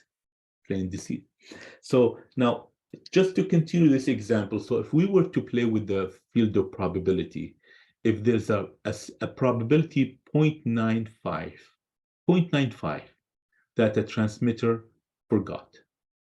Okay, it's like 0.95 that he said that he did not forget, which is very high probability, by the way. 0.95 that he did not add anything. 0.95 that he did not forget. And you have 4 or 5 transmitters. Okay, the way to calculate the probability of the authenticity is to take 0.95 to the power 12. Okay, 0.95 times 0.95 times 0.95 all the way, because each one has 3. We give them only 3. We could have given more criteria, but I gave only 3. 3 times 0.95 to the power 12, you'll end up with 0.5, which means that the hadith could be right or could be wrong. Okay, on top of the fact that let's say on the assumption that the hadith is right, okay, it is only stating that the transmitters conveyed to me what was given to them in the first place. What was given to them in the first place is something fabricated or not. The hadith framers and the hadith methodology doesn't tell me anything about that. And in the conclusion, there is the hadith, that those who are entrenched in the world of hadith have their mind started adopting a culture of contradiction, of mercuriality, and which affects their life, which affects actually the unfortunately many innocent Muslims and non-Muslims look at this religion, which is supposed to be infinitely precise. I'll stop here, Brother Hamza. I hope I did not go too much, but I think it was good once maybe in a lifetime to go through this exercise, which I know at the end of the day, I want to be frank with you, at the end of the day, did I gain any insight from this exercise about religion? I'll be frank with you, I didn't. Is it an important exercise? Absolutely. I think it's an important exercise to do it once, so that people will not be scared or intimidated by the so-called, hadith science. I'm really shocked by Western academics. Why I focus on Western academics? Because they're not under the tutelage or the control of religious institutions in the East. Those academics do not have, I think, the freedom, I don't know, or the guts or the courage to say, what is this? This is a flawed system, a flawed structure that is based on one word only, and that is hearsay. Okay, Brother Hamza. Thank you very much. Well, thank you, Brother Omar, for this very thorough and enlightening presentation. I don't know if it would be fair to say that it might be on a somewhat academic level. Would you conclude that? Not that that's something bad. I'm just wanting to say, yeah. No.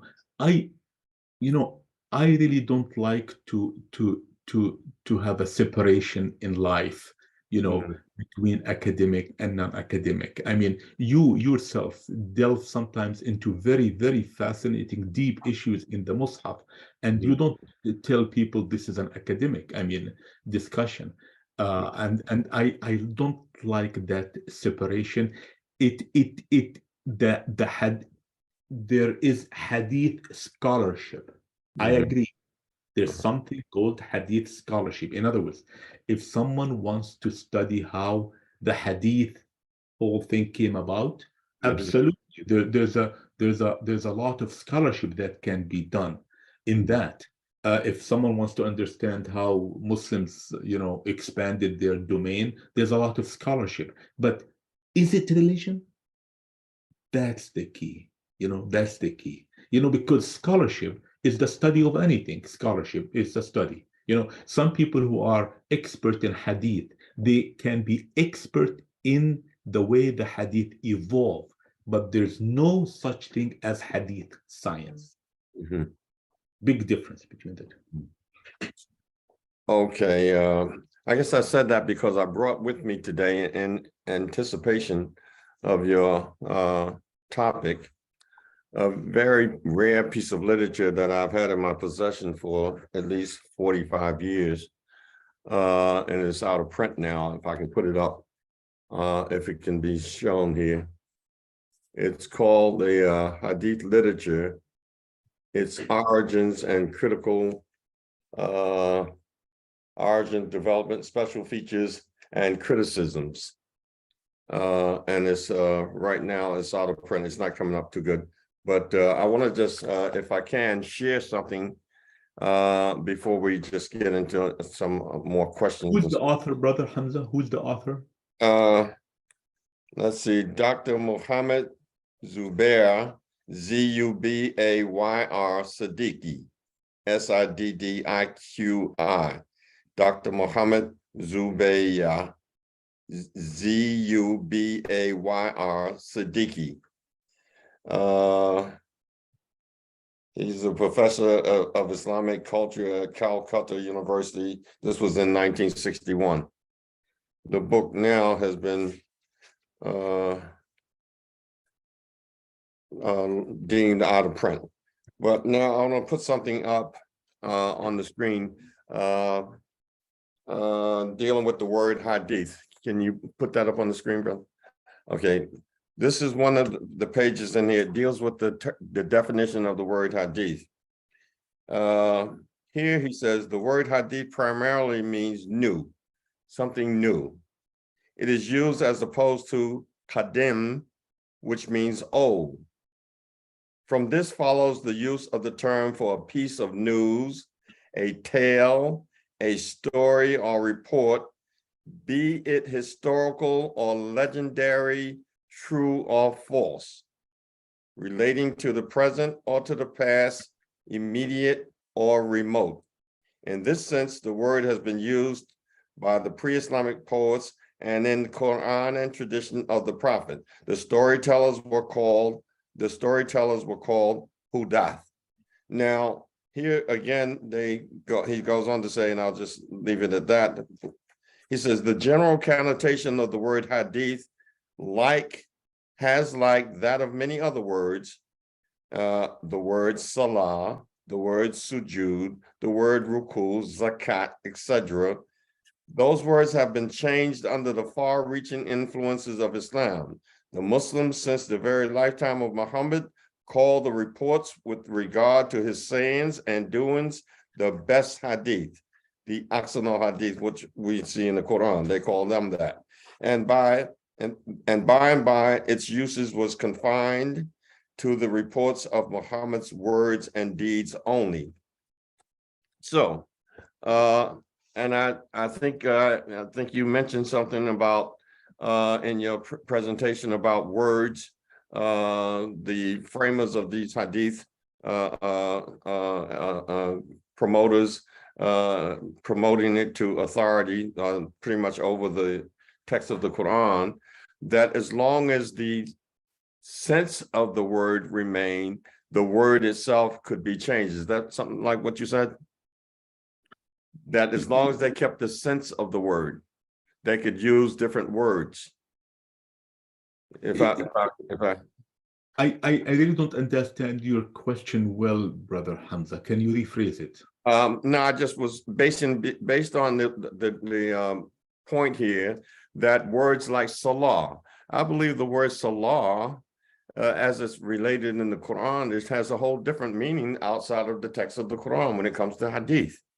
And the practitioners of this ritual prayer called salah, I don't think that's the identity or the manifestation of the word salah as it relates to the Quran. Sujud, ruku, zakat, all of these words. I don't know. I think they've morphed into something else with the religion that has been formed around these words. You just gave about the 5 pillars, pretty much how they formulated this 5-pillar business. All of that is, none of that's in the Quran. None of this 5 pillars is in the Quran. So all of these words, the idea that religion, that Islam has become a religion, the words in the Quran have taken on a religious coloring. You see, ibadah has become worship. You see, zakat has been paying money. And one thing after the other, you follow me? So this is why I was talking about the idea of an academic approach, because I had also, and I'll probably deal with it some other time, but maybe I brought it just in case it comes up during question and answer time, how the Quran deals with this issue of hadith and refutes it straight out of the verses of the Quran, very simply and point blank. But again, there's a need for the find how this originated outside of the text of the Quran, which you presented very well, and to understand that. This is what I'm saying, it's not a problem with that approach. But again, some people will wrangle over that and argue about this and bring their source and this source and that source. And for me, I'd rather just have the source, what Allah uses the term hadith in the Quran. Allah uses the term hadith. So he knows how to use that term hadith, and he rejects the term hadith that's anything other than the hadith that he sanctions. He rejects any outside hadith, any hadith from narrators or anybody else. He rejects all of that. So let me just show a couple more things, and then we can get a little further into some questions regarding your talk. Now, there was another situation in this book. It begins, oh yeah, he has on the screen here. He goes on to say on page 96 of this book, it would be a mistake, however, to suppose that the Sahih has no defects, meaning the Sahih, all of these Sahih Sittas, any of them, it would be a mistake to suppose, and you pointed that out yourself, Brother Omar, in your presentation, that they have no defects, or that Muslim scholars have failed to criticize it. Thus, it is generally admitted that, like other traditionists, al-Bukhari has confined his criticism to the narrators of traditions and their reliability, and that to the probability or possibility of the truth of the matters reported by them, he has paid no attention.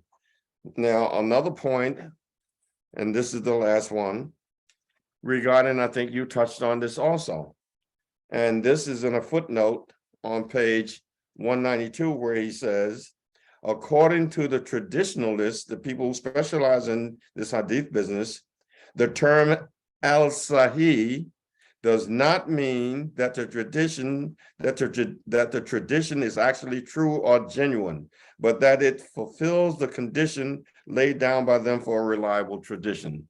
In other words, when we talk so much in proponents of these hadith and how they came to us and one thing after the other, when they talk about that, we're not, they can have no idea or no argument to table for us that the term Sahih means that the subject matter is correct. It only means, according to these specialists who he points to, that the methodology used to compile and bring it to us is sound.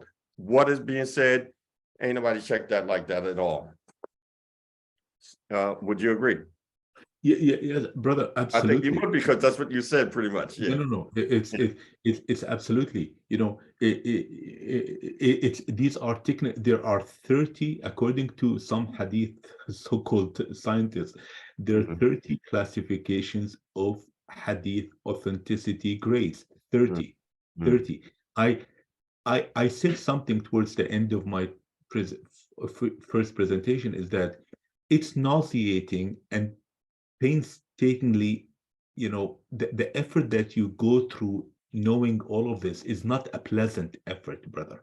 It's not. And believe me, I mean, it is not. But I wanted to know, is there something genuine behind this business of hadith? Honestly, maybe I'm wrong. I wanted to know, how did they come up with these but I want to go back to what you said as far as the hadith. There is a tendency to steal, to usurp, to violate the sanctity of the words of Allah. There is a tendency. There is a tendency. And it had played in different scenarios. Hadith, Allah uses hadith for one thing and one thing only. He's referring to things in the Mus'haf, whether it is stories or similar. It is there in something in the Mus'haf. To take that nomenclature, to take that term and to apply it to something else, I think it's a violation of the Mus'haf. I really do believe so. Similarly, Sunnah, Sunnah. Sunnah means something in the Mus'haf. فَلَا تَجِدُ لِسُنَّةِ اللَّهِ تَبْدِيلًا وَلَا تَجِدُ لِسُنَّةِ اللَّهِ. Allah is talking about His Sunnah. Okay, His Sunnah. All of a sudden, we have a new definition for Sunnah. Why this happened? I don't think this happened accidentally. I really don't think so. I think it happened in a somewhat mischievous way, because when we look at the hadith, did you notice that the hadith framers, they lived their golden era of the hadith framers?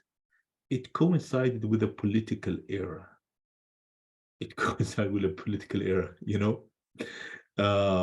And there's a lot of justifications that I'm sorry, I don't buy those justifications. Why in a certain period? If you look at Al-Bukhari, Muslim, Tirmidhi, Ibn Majah, Abu Dawud, all of them lived within, I think, they died within 50 years of each other. So in those days, there were some strong effort to create a parallel religion. That's it. Yeah. Before I go any further, maybe I can come back if we don't have anyone that would like to question. Okay, if anybody has any input they'd like to add regarding what we've been presented by Brother Omar. Any questions, any add-ons, any maybe a disagreement? Anyone who's listening can tap in. Anyone?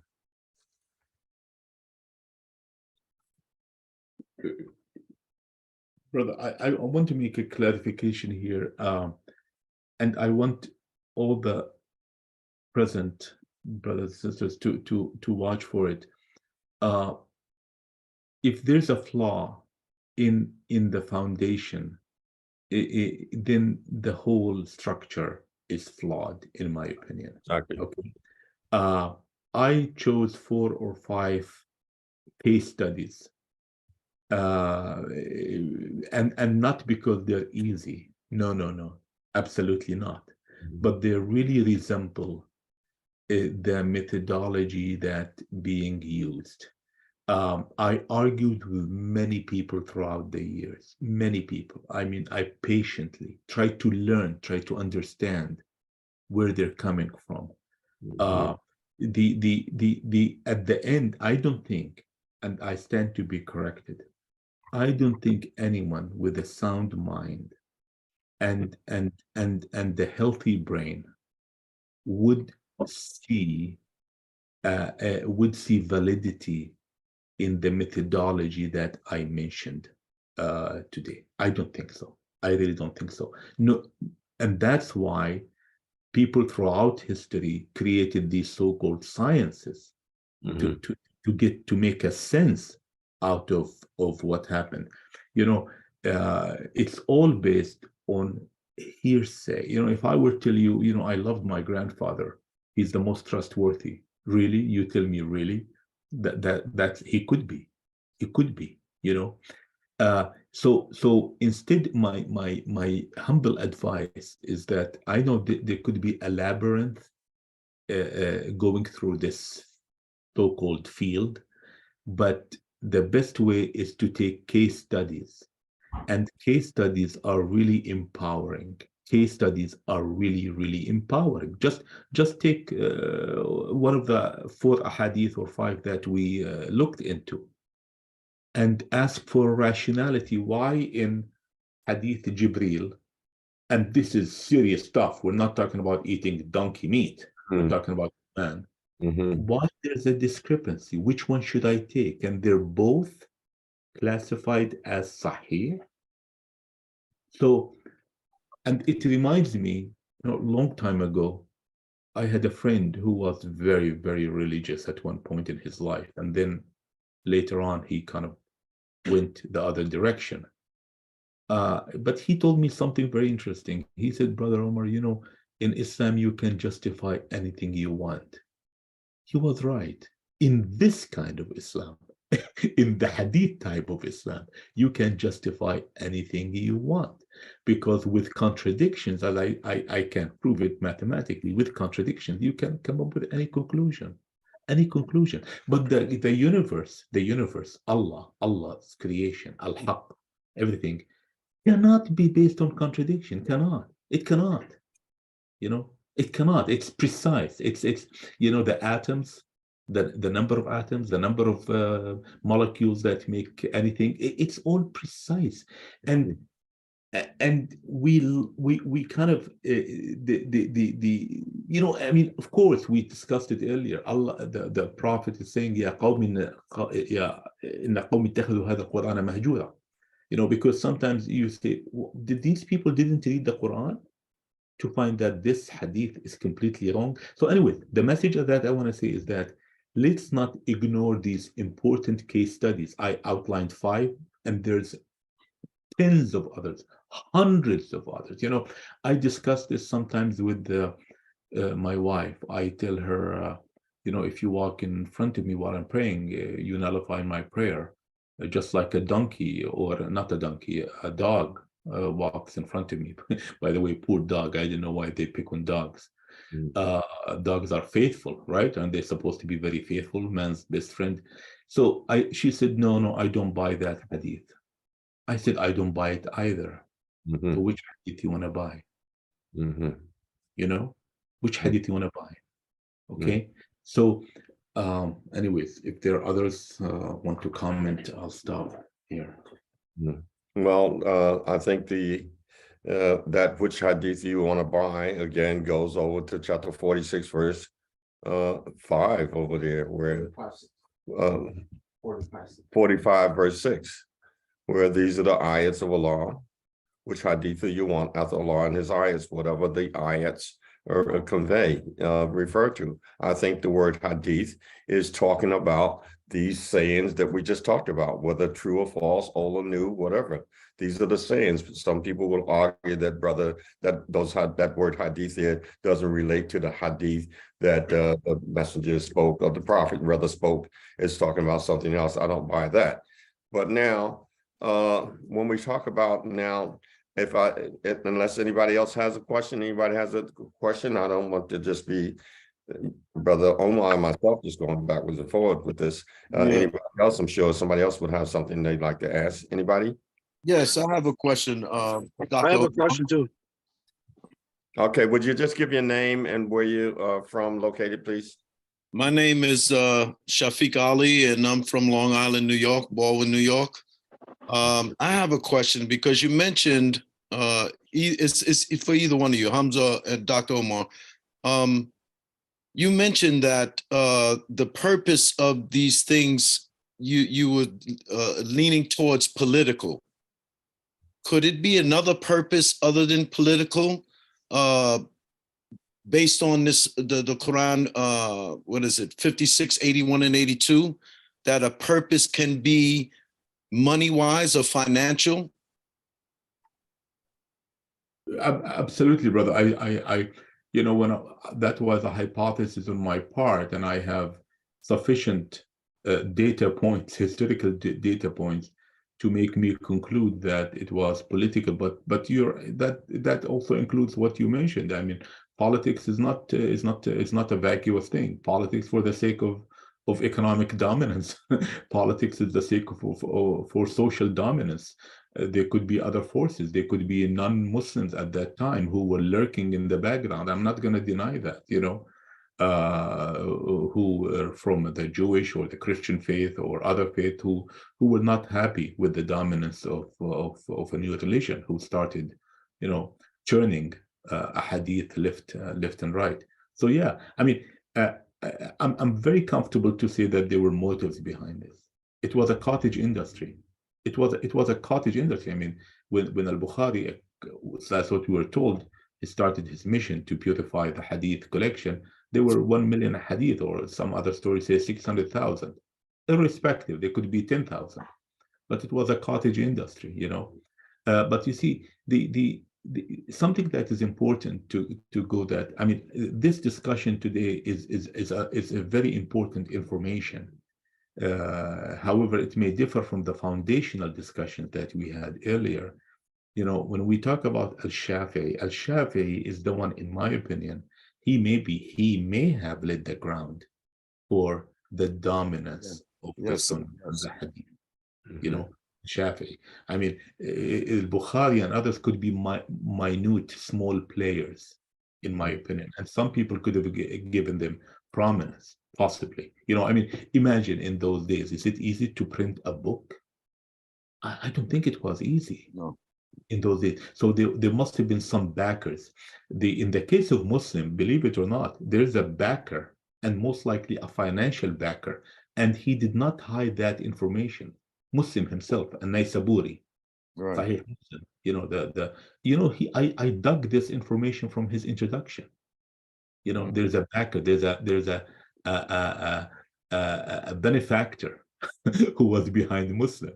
You see, so this reveals that there could have been more of this. There could have been more of this happening at that time. Yes. So yeah. Because I see also you mentioned 1999 with Albani, Yeah. And he's to me, he's like, other than Shafi, he's the one that's pushing this what should I say, hearsay further now in present time as opposed to them. But thank you, it's understood. Thank you. Hamza, do you have any comment on what I asked also? No, I think it's sufficiently dealt with. Yeah. Okay, thank you. I could talk about it, but no need to go further with that. Yes, okay, thank you. I have a question. Name and I thought to say address, but where are you from? This is Alan, Qur'an versus Hadith from San Francisco. Very good. So earlier, Omar, you mentioned that messenger sole duty is to deliver the message, right? Yes. Okay. In chapter 2, verse 144, God said, "We have seen your face turned towards the heaven, so we will turn you towards a direction that will satisfy you." So turn your face towards the sacred mosque. I'm asking you because you speak Arabic. If his sole duty is to deliver the message, is he not happy with his deliverance? Why is he complaining to Allah? And what is this new Qibla that Allah is talking about? Let me see. You're going to 2:144. Yeah. Okay. قد نرى تقلب وجهك في السماء فلنولينك قبلة ترضاها. Okay, so you فولي شطرك وجهك شطر المسجد. So he's telling him to face the Masjid al-Haram. So what is your point, brother? I don't understand your point. Throughout the Quran, Allah says the messenger's duty is to deliver the message, and that's it. And here we have a Prophet Muhammad not happy with whatever he was doing, and Allah says, "We see you turning towards the heaven, your face. So we will turn you towards a direction that will satisfy you." Why wasn't he satisfied in the first place? If his sole duty is to deliver the message. No, I think there are several issues here. I don't see any expression of dissatisfaction. I cannot conclude that. قد نرى تقلب وجهك في السماء. There's no expression of dissatisfaction. There is none. And then so I cannot make that conclusion. I mean, I really cannot. I just have a hard time figuring out what this means. Maybe because you speak Arabic, maybe you see something that I don't. No, I'm sharing with you my whatever I know. تقلب وجهك في السماء. We will نولي أنك, we will give you, or we will direct you to قبلة ترضاها, that you will be more content with. That doesn't mean that he was dissatisfied. Maybe I'm not reading that into it. I cannot read beyond what I see into it. But that aside, Allah says, وَمَا عَلَى الرَّسُولِ إِلَّا الْبَلَاغُ الْمُبِينُ. I mean, it's not up to me. I mean, he said that the Rasul has nothing except to convey the message. Exactly. Well, okay, never mind. I have one more comment. Earlier you mentioned that. Well, before you go any further, Alan, you confused your question by stating at the outset you're talking about the messenger, and then you started talking about the prophet. Which one are you talking about there?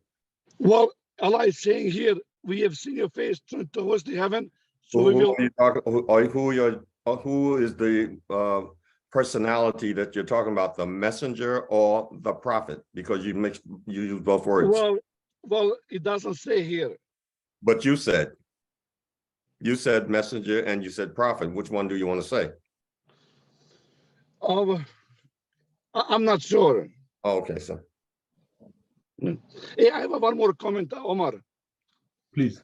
Earlier you said that you don't label people as disbeliever or mushrik. But 6106 calls everybody mushrik, unless you believe in God alone, through Qur'an alone. 6106? Yeah, it's calling everybody mushrik. 6106, which is وَلَوْ شَاءَ اللَّهُ مَا أَشْرَكُوا. Right? وَمَا جَعَلْنَاكَ عَلَيْهِمْ حَفِيظًا. Why do you conclude that way, brother? I mean, there's a big context to this. Let me make sure I got the right verse. It might be 107 or something. I don't know. So it says, follow what has been revealed to you from your Lord. There is no God except him, and turn away from those who associate partner with God. Exactly. Right. So it says over here, and stay away from al-mushrikeen. So unless you follow the revelation and follow something else, you're automatically a mushrik. No, but Allah, I mean, the message here that I understand, اتبع ما أوحي إليك, follow what has been revealed to you from your Lord. لا إله إلا هو, there's no deity except he. وأعرض عن المشركين, and leave the mushrikeen aside. Exactly. So if you're Sunni, you're automatically a mushrik. Oh, now, okay, you want to talk about this verse or about the concept of shirk in general, or what? No, I just earlier you mentioned that you don't label people as, mushriks or disbelievers, but according to me, 6106 is calling everybody mushrik unless you follow God alone through Quran alone. No, not necessarily. I don't see. كذلك نصرف الآيات اتبع ما أوحي إليك. Oh, sorry, brother. We have an understanding. I have an understanding of what shirk is, and I assume you do, and us. What I meant to say is that I am not in the business of labeling people. Okay, because I understand what shirk implies. To label someone a mushrik, it means that I am 100% sure that thing applies to that person, and I'm not going through that exercise. I will not do it. Okay. I understand. Thank you. Let me just tag on to Brother Omar's point there, and that's what exactly, I'm glad he mentioned it himself. that's exactly what he's saying, is that he personally is not in the business of labeling people mushrik, kufar, whatever, you see.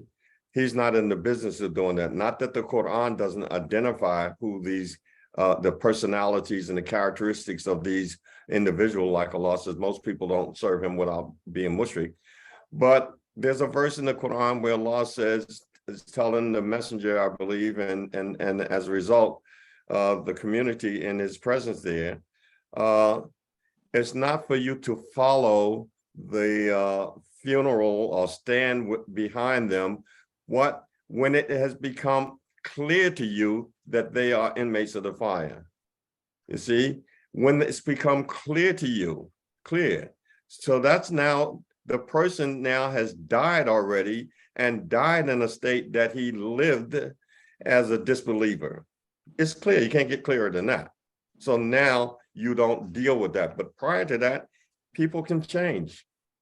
People have a way of changing, you see. And so I think that's kind of open. But I know, Alan, I know you personally, you are kind of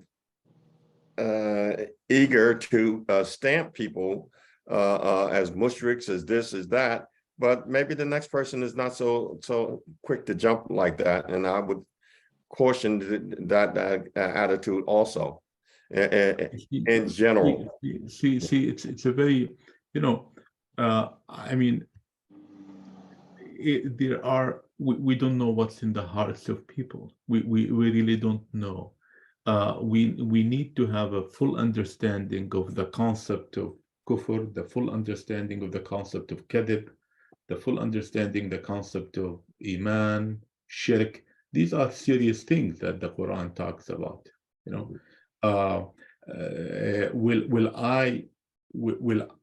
Will I be dealing with someone who, in my opinion, this definition applies on him?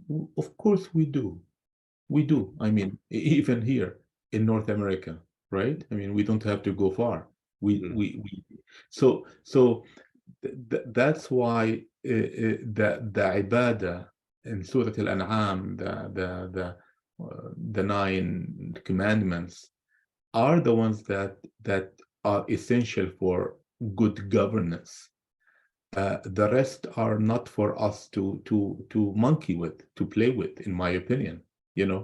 Whether a person is kafir or mushrik or that, but we need to, the idea is that we need to elevate our guidance. We need to understand the religion. I mean, if we point out concepts that some people might be practicing, it is for the benefit of all, not for the purpose of polarization. I mean, we really have to be cautious.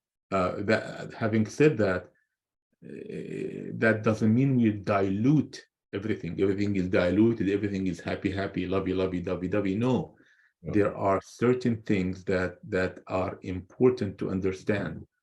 But I maintain we should, if we label people, I would label them based on my understanding of what the label implies. I cannot label them based on an absolute fact, okay? And I challenge anyone here, take a survey outside any masjid on Jum'ah prayer and ask people define what kufr is and see what you get.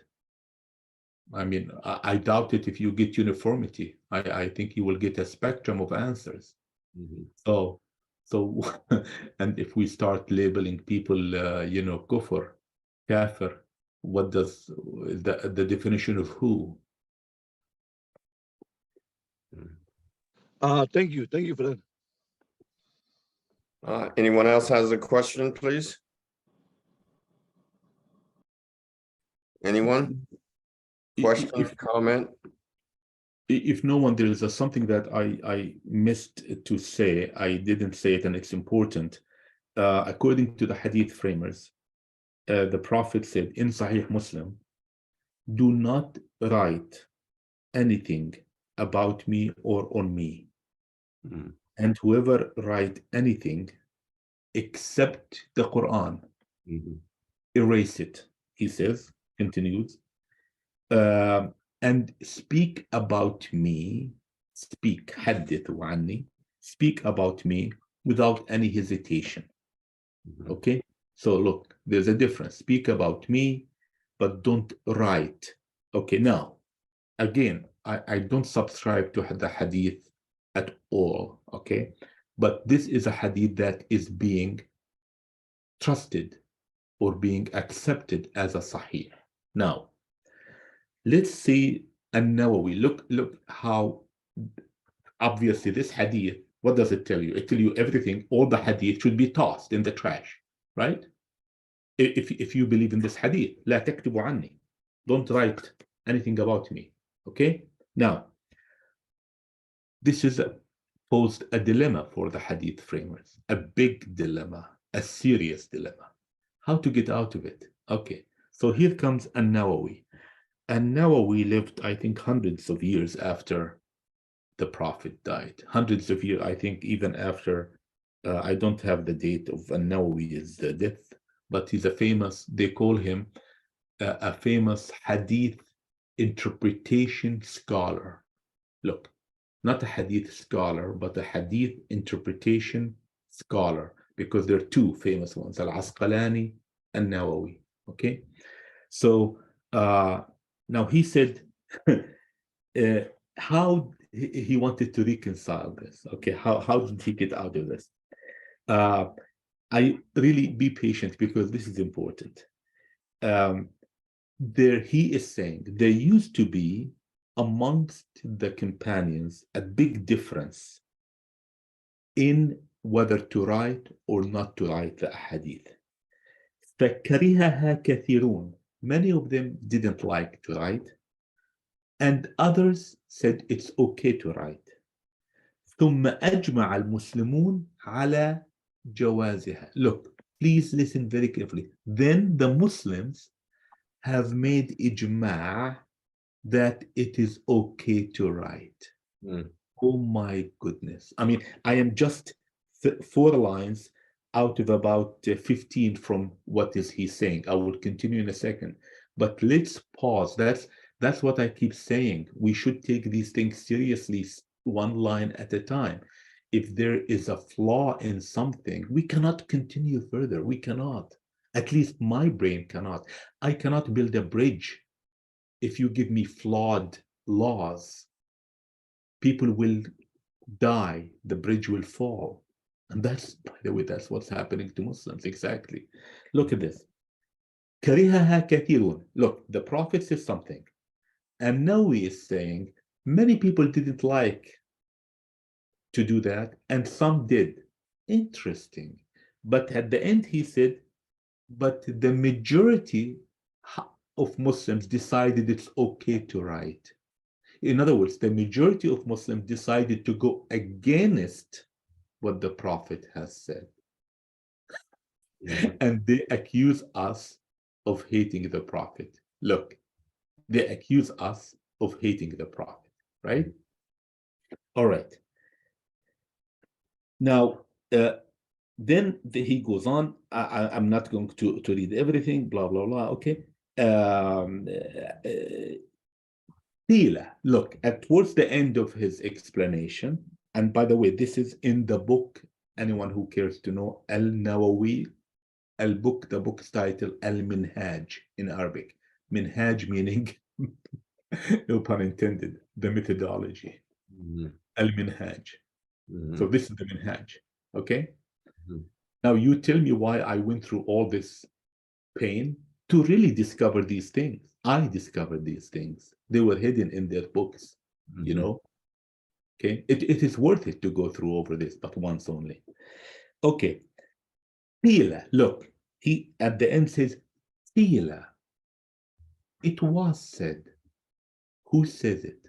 Who said it? Qila, you know? Qila.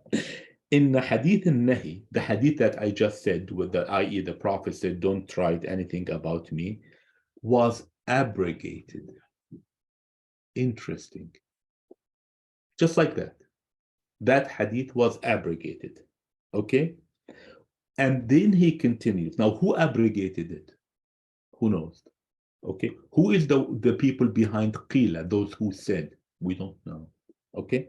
وَكَانَ النَّهِي حِينَ خِيفَ. And the discouragement or the ban on writing hadith, he continues, it used to be when they feared, look, listen, that the Quran will be mixed. People will confuse Quran and hadith. They will be confused. Can you believe this nonsense?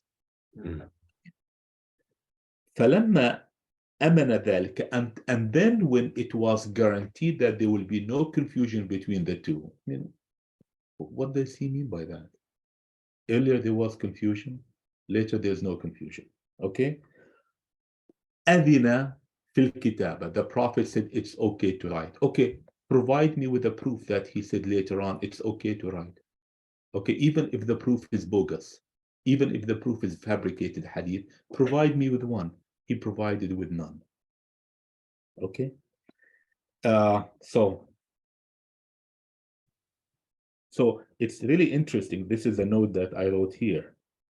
That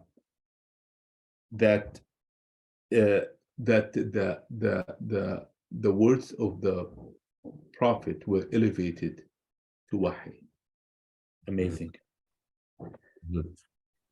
Well, And you then, have, look, it was elevated to wahi, and then the wahi was ignored. And how was it ignored? Through the instrument of ijma'. And this is a flawed instrument. It's one of the, remember, I don't know if I said it on your program, but it is the quadrinity that Muslims believe in. We accuse Catholics of believing in the Trinity. Muslims believe in the quadrinity. There are four gods, four gods. The Christians, I sympathize with them, the Catholics, because they don't believe in three gods, equal gods. They believe in one, a Son, and the Holy Spirit. So it's a bit of a convoluted, difficult concept, but they don't believe in three equal gods. Muslims believe in four equal gods, i.e. the quadrinity, so the Muslim situation is much worse. It's much worse. So they believe in Allah, the legislation, the Amr, al-awamir wa nahi. Tahrim comes from Allah, the Prophet, ijma', qiyas, four. And ijma' is one of them, okay? And here it's invoked.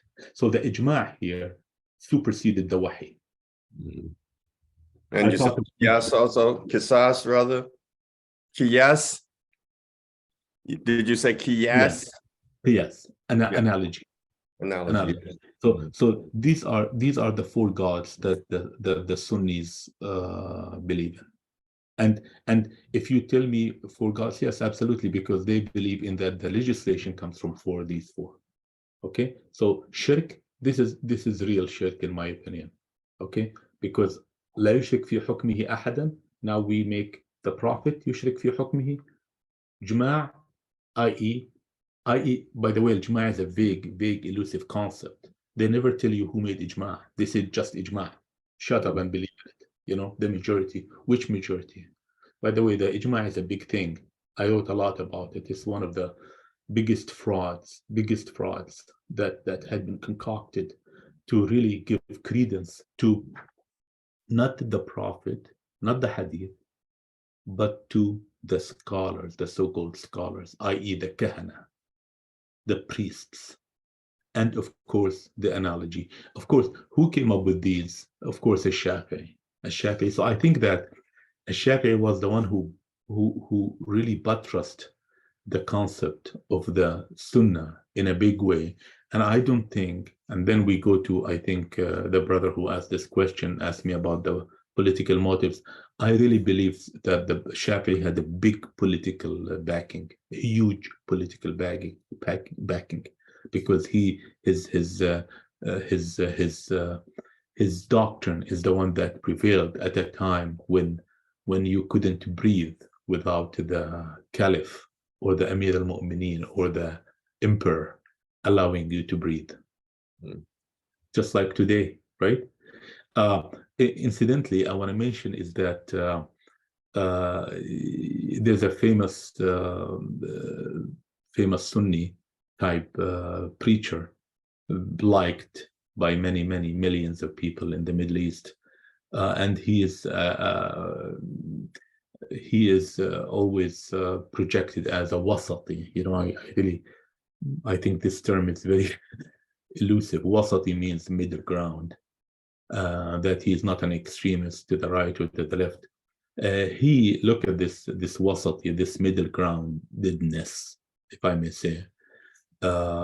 He says that anyone who does not believe in Sahih al-Muslim and Bukhari is a kafir.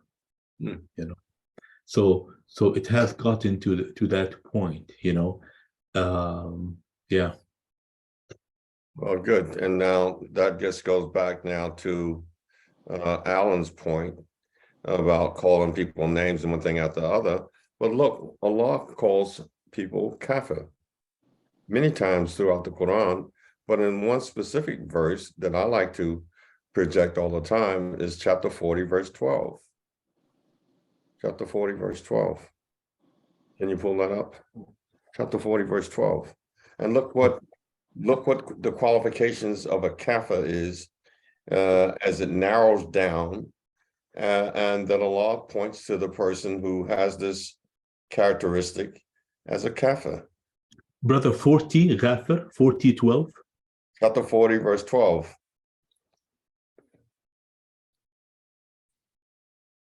Okay. Is that it? ذلكم بأنه إذا دعي الله وحده كفرتم وإن يشرك به تؤمنوا فالحكم لله العلي الكبير. I really think, brother, I really think kafir has to be understood in its context. Kafara in the Mus'haf appears in many places.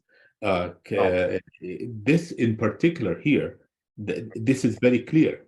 The one very clear, the one who إذا ذكر اسم الله, let's go ذلك وكفرتم إذا دعي الله وحده كفرتم. So this is a type of kufr, but it is not the only one. Of course not. No. Yeah. But this is very major, because and I gave that lecture once down in Maryland at one of our conferences, where Allah uses the term wahdahu regarding himself 6 times in the Quran. Wahdahu. Now we take it when we say Allah so and so and so and so. You recite a verse and it says this is Allah so and so and so. Well, does that mean Allah and someone else, or does it mean Allah by himself? When it says we, us, I, or whatever, are we talking about someone associated with Allah as a necessity, as a partner? No, Allah makes it clear here by using the word wahdahu that when he alone is called upon or mentioned, the people disbelieve. You see, they disbelieve. You have to have Allah and someone else. Allah and. You have to have Allah and someone else. The average Muslim is not happy mentioning Allah alone. This is why you just said, the people say, we don't like the Prophet. We're mad at the Prophet. No, we're not mad at the Prophet. We're just not associating the Prophet with Allah. We're not going to do that. Yes, brother. Yes, absolutely. The messenger with Allah. Your point is well taken. Absolutely. You're absolutely right. I mean, very strong is that here is Allah. He doesn't want to associate anyone with him. Period. And period. Exactly. And to bring someone else is kufr, according to this. Exactly what it is. Absolutely. And I want to just before you go further, just carry it on. But when you bring someone else, the people amanu. They believe now. They only believe this. I'll label the Sunni Muslim, Shia, whoever, whatever group you are, but you only believe, and this is what the Shahadatain does. This double Shahada makes this a requirement to bring that second person in. And that's making what I gave a lecture called the making of a mushrik. the Shahadatain and the making of a mushrik. Everyone today who comes into this fold of this religion, parallel religion, must declare this Shahadatain. And that gives two authorities. It gives two authorities. Absolutely. The Shahadatain is putting Muhammad on the same level of Exactly. And so what in the world is going on with that? Every person now who comes innocently wanting to submit themselves to law, you make them a mushrik right away. You turn them into a mushrik. Yeah. You know, you send your daughter to work, you tell her you're old enough to get a job and all that. And what do you send her out on the strip to prostitute? Is that what you're talking about, going to get a job? You turn her into a prostitute? Well, that's what you're doing when you take the Shahadatain. You're turning people into a mushrik. Not believers, not submitters. So anyway, I'm just saying that's a very grave situation there. And I think this is what got Alan so fired up with his idea about mushriks.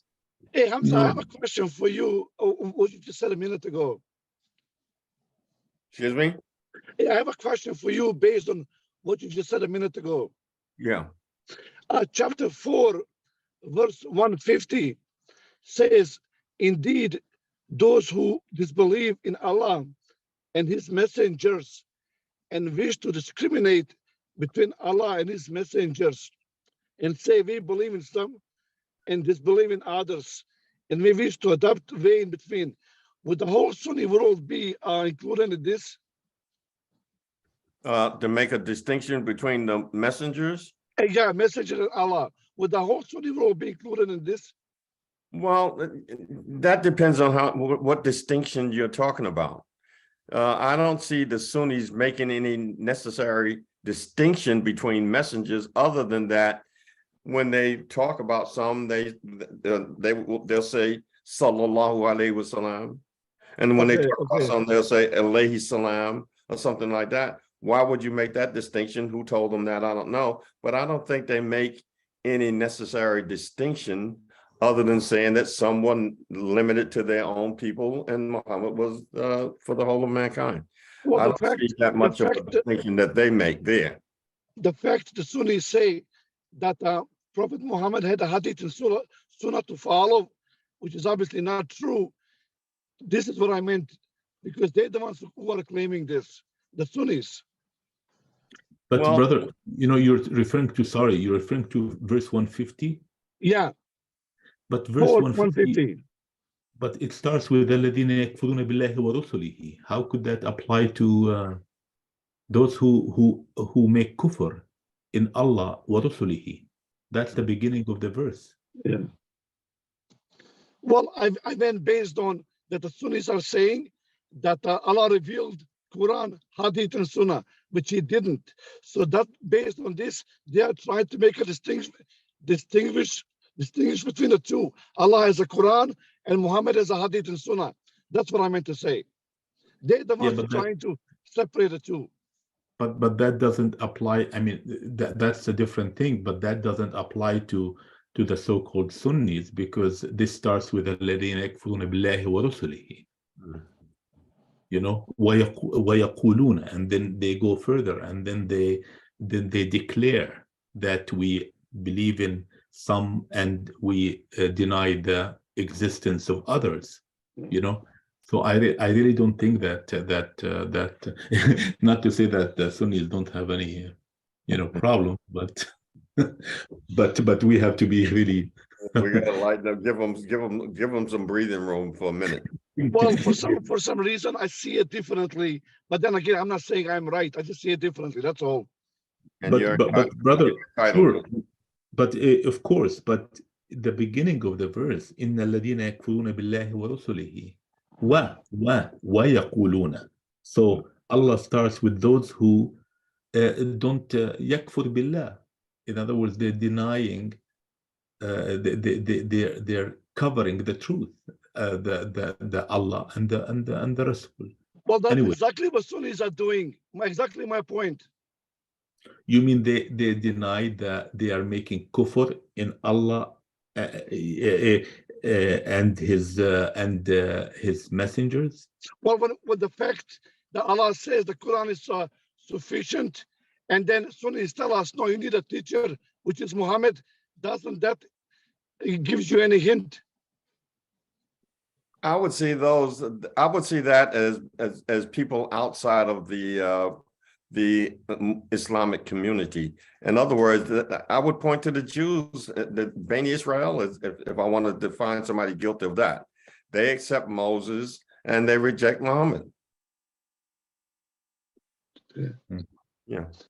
No, it's very, very well put. I understand. The Bani Israel, the people who call themselves Jews and Christians, they're the ones who are guilty of that more so than Sunnis or someone else. You see, they're the ones who read. Look, what Christian and what the Jew accepts Muhammad as the messenger of Allah?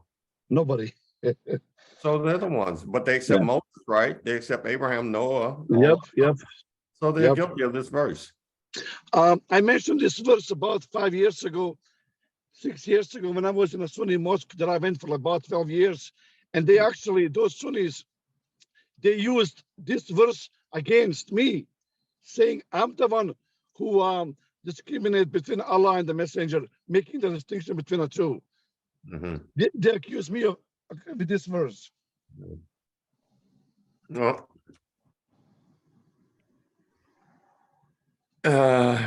you satisfied with that, Alan? You have anything else, or you want to? No, I'm good. I'm good. Thank you. Both of you. Anybody else have a question for Brother Omar regarding his topic today? I have just one, if it's okay. This is Brother Billy from Texas. Very good, Billy. How's it going? Salamun Alaykum, Omar. First of all, thank you for giving the presentation. I really appreciate that. And all praise belongs to Allah. I think that on the topic of Hadith, it's one of the strongest presentations I've ever seen. I think you did a great job of showing the unreliability of the Hadith texts. My question was regarding Sahih Muslim 3004, the Hadith you went over earlier today, where it says that Abu Sa'id Khudri reported that Allah's messenger said, allegedly, do not take down anything from me. And he who took anything from me except the Quran, he should erase that and narrate from me, for there's no hesitation in it. And he who attributed any falsehood to me and Hammam said, I think he also said deliberately, he should in fact find his abode in hellfire.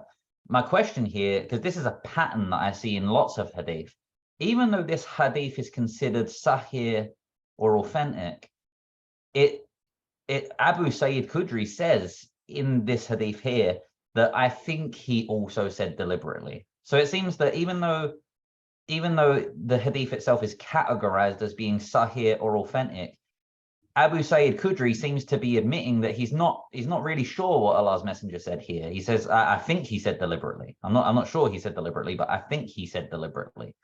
And that's a pattern I've seen through many hadith. Good point. Good point.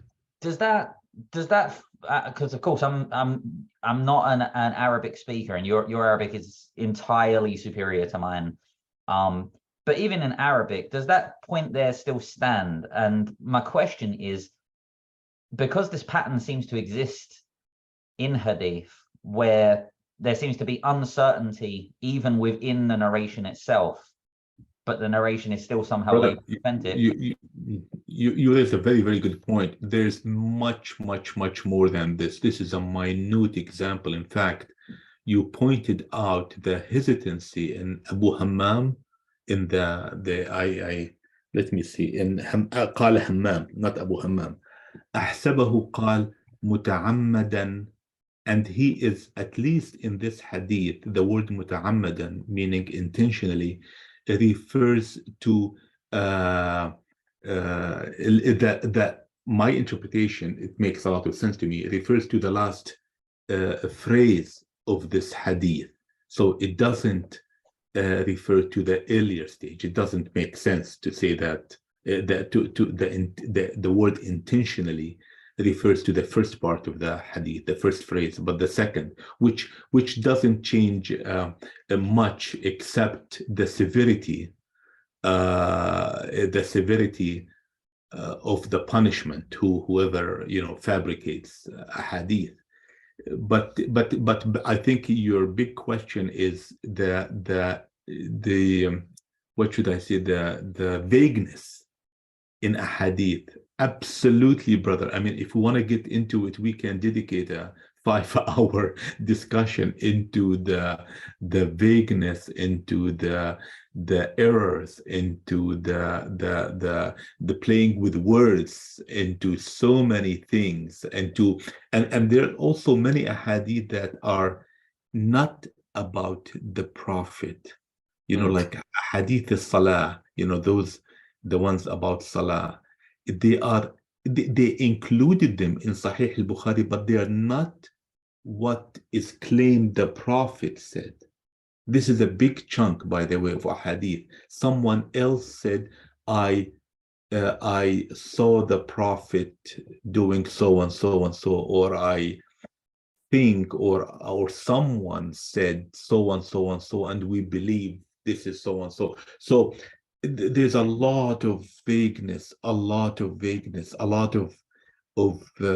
mercuriality, a lot of inaccuracies, a lot of imprecision, and you just actually pointed out one of them. And believe me, brother Billy, I mean, it doesn't take a genius, you don't really need to be very well versed in Arabic to find these problems in ahadith. In fact, I'll tell you something interesting.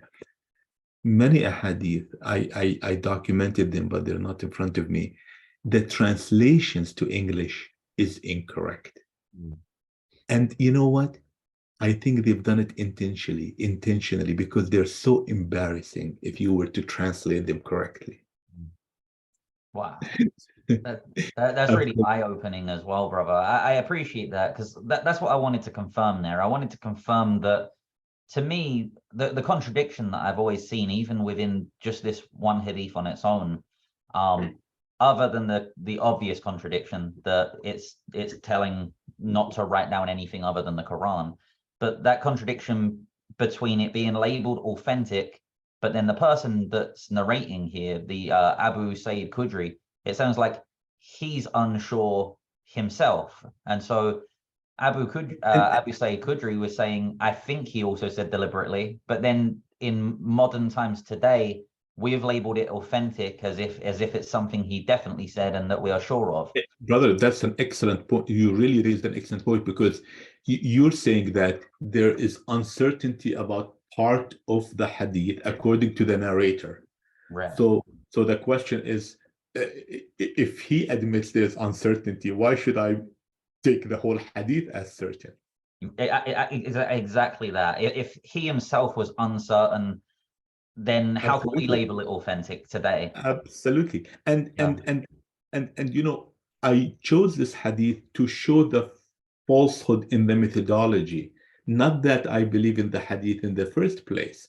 Now I have to say, I am sure that there are many ahadith that were said by the Prophet. I'm sure. I mean, he was an important man, and people must have caught some of the things he said. Number one, I believe that those ahadith are extremely short. Number two, and I'll give you some examples. And number two, I believe that they have nothing to do with the religion. They're good statements, just like a leader, a prophet, who would say good things to his society. For instance, taking care of the neighbor. It's not part of religion. Suppose I want to bring meat and let the smell go everywhere and not share anything with the neighbor. I can do that, but it is a matter of tact to be careful not to offend the sensibilities of the neighbors. Things of that nature, I believe in them. That I don't have doubt that he could have said those, and these are easy, like one-liner, sometimes just 2 words. sometimes some ahadith are just 2 words, and I don't see any problem with those being attributed to the Prophet, but I don't take them as religion at all. Yeah, Can I add something? Yeah, certainly please. agree with that. What I wanna add is throughout the Quran, Allah criticized Prophet Muhammad in a capacity as a prophet for making errors. Like in 66:1 says, "O Prophet, why do you prohibit what God made lawful, seeking the approval of your wives? Allah made something halal, He's making it haram."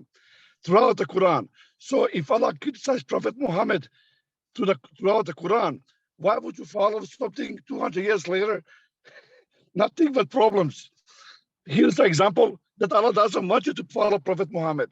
He wants you to follow the messenger in a message. No, that's granted, brother. That's granted. I mean, we put that subject to rest. That is granted, absolutely. I invite you to see some other discussions that I participated in. That is very clear, you know, that imitating the Prophet, imitating and following what the Prophet used to say is detrimental to our life because he lived in a different time and space. So it is not increasing our religiosity to follow what the Prophet did. He did it suitably for his time and space, for the socio-economic conditions. So I'm not a better person if I were to imitate what he used to do. That's the Prophet. Of course, the messenger is a different story, you know. So that issue I think we put it to rest completely, you know. Some people ask me a lot, you know, you're telling me that the Muhammad was just a postman. Absolutely, he was just a postman. The postman is we said it before, the postman is a very trustworthy person. You know, I got you know, I live in Canada and I got the tax revenue IRS notice. Of course, we get scared whenever we get those, but he delivered me a very important tax message from the U.S. government. You know, so we trust the postman to deliver the message. There are, you know, there are a lot of emotional package that many Muslims have attached. It took years to build this emotional package. You go to the famous masajid in the world and you see the name of Muhammad inscribed in the same font and same size as the name Allah. I mean, this is just by itself, it tells you that there's something wrong. As someone put it very nicely, Christianity, the center of Christianity was shifted to the body of Jesus, of Isa. Muslims shifted the center of Islam to how Muhammad lived and how Muhammad behaved. And this is what truly petrified Muslims. It didn't petrify Islam. Islam is Islam, but it petrified the growth of Muslims. Muhammad, how he dressed, how he walked, how he sat. I mean, I can tell you stories ad nauseum. I mean, how he stood in the masjid, how he sat. There's a according to the hadith framers, if you lean with 2 hands like this, you're sitting back and leaning 2 hands, then you're committing something negative. You have to lean with 1 hand. I mean, it's bizarre. It's bizarre to that magnitude of the travesty has reached that level. Notice in depictions of Jesus, in movies, in paintings, what are the depictions showing? A man with long hair and the robe, right? Do Christians follow that nowadays? Do they say we have to look like Jesus the way he does? They don't. They're smarter, irrespective of what Christianity is all about. They're following the essence of that message. Okay, Nobody wants to grow hair or beard or rope we are. In fact, you know, a major alim said that if you don't let beard grow, you are sinful. Really, you know, what they wear, these priests, these kahana, the dresses they wear. I want to challenge you. What do you think Abu Jahl, what did he wear? Same, right? Abu Jahl wore the same dress that these people, that the Prophet used to wear. That was the common dress, right? The same, you know. What's his name? Those who fought the Muslims in the Battle of Badr were wearing the same dresses, right? So we really centralized Islam around the Prophet, his behavior, his character, how he behaved with the people around him, and we did it selectively. Notice, selectively. In certain things, because they say that the Sunnah is what the Prophet is reported to have done, what he has done. Okay. Well, the Prophet used to fight with the bow and arrow. In fact, they claim that he has a hadith in which he said, teach your kids how to fight with the bow and arrow. How come we're not doing it right now? Why do we buy tanks from the US? Why should we fight?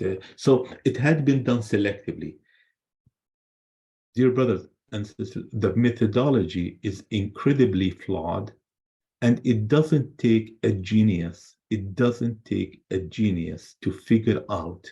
It takes elementary grade school level background to find out that there is no such thing as a methodology, nor there is such thing as science behind the structure of the so-called hadith and sunnah. There is none. And you know what?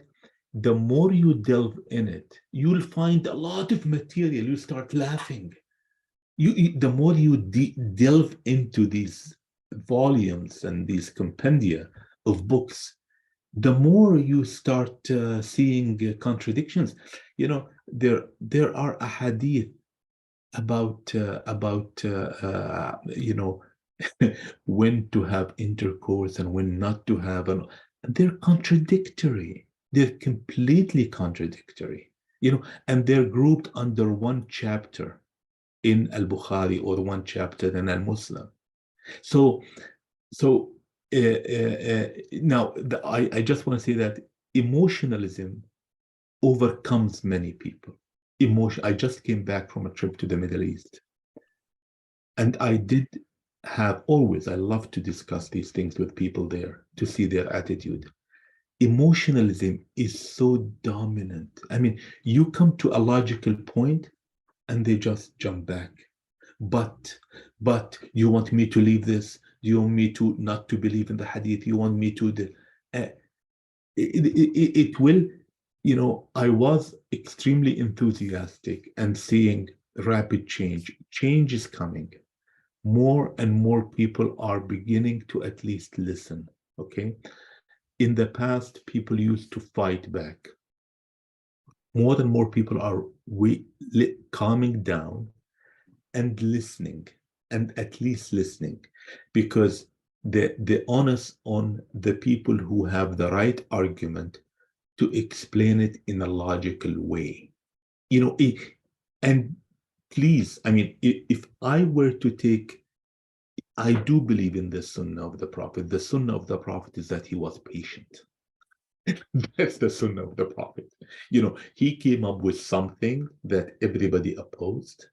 Everybody opposed. That's number one. Number two, and this is from the Mus'haf, by the way. And number two, they offered him everything. What's wrong with you, Muhammad? I mean, we can satisfy you with anything you want. He said, no, I know the truth. I will not change. Okay. And then Allah told him, don't kill yourself. Allah is the one who gives hidayah. Just balligh. So I think this is the sunnah that I like to get from the Prophet, is these three things. And with repeated balagh, بلغ, بلغ, and not, not being contradictory, people eventually say it makes sense, and there will be a momentum building. And I can, alhamdulillah, see it. We, some of the people who don't believe in the Sunnah, I have to admit, are a bit aggressive. Some of them, they believe, my way or the highway, this is the right thing. But really, the Sunnah of the Prophet is that if we believe in something is right, ادعوا إلى سبيل ربك بالحكمة والموعظة الحسنة. We call to the path of our Lord with wisdom and logic, and good manners. I just very briefly, I want to share with you something very short anecdote. Someone told me I was in the Middle East. In the Middle East, in Jordan, people don't put seat belts. They think that it's like you're sissy if you put a seat belt. You're not courageous. It's typical. So I sat next to a friend of mine who was Jordanian, and he was putting the seat belt. You know what he told me? He said, I said, interesting, very rare here, people put seat belts. He said, a police one time stopped me. He said, I never believed in it, but a police one time stopped me. And he said he should have given me a ticket, but he didn't. He kneeled inside the window. He said, I really care about you. You want to live comfortable. You want to go back to your family. He said, he talked to me smoothly. He said, please put the seatbelt. And he did not give him a ticket. He said, since that day, I've been putting the seatbelt. He said, if he gave me the ticket, probably I would have cursed him, cursed my life, because this guy is not well off, and I would have never been put a belt again. So I think the way the persistence and the focus as that program. Remember the program about the Africans? I think it was called the Africans, or it was called Eyes on the Prize. Brother Hamza, remember this Eyes program? on the Prize was a series, and then Shaka Zulu was a series also. Yeah. So I think we should keep the eye on the prize, and grow above any sectarian influences and personal agitation. May Allah guide us all. Hey, Omar, I have a question for you. Yes, brother. Do you believe in some of the hadith that the Sunnis follow, or you reject all of them, the whole 6 books? It's not I reject them. Some of them could have been things that the Prophet said, but the hadith has no relevance to Islam. There's no relevance to Islam. The Islam is embodied by the message, by the message. That's it. It's not rejecting. To frame it as rejecting. I'm rejecting something that I don't know if it's there or not. That's elusive construction. In my book, brother, if you haven't had a chance, I humbly request that you get a copy. It's available on Amazon. Chapter 8 lays the foundation. Title of the book? I'll show it if I may. Very good. Muslims' greater challenge, choosing between tradition and Islam. It's available on Amazon for about $20. In chapter 8, I do lay the ground for the irrelevance of hadith in religion. I mean, I try to do it as logically and as correctly as possible. So Allah never asked us to follow the hadith, never. We follow the messenger in the message only.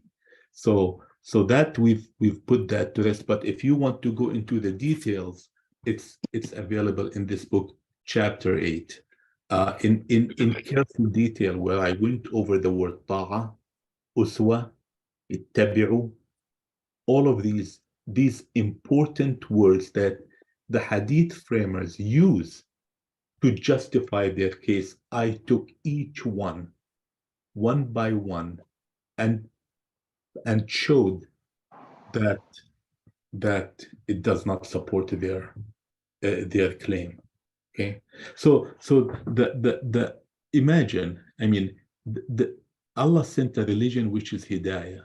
Allah did not send a religion to make our life hell, so that I would search in 40 volumes of Al-Asqalani interpretation of a hadith that were transmitted by meaning.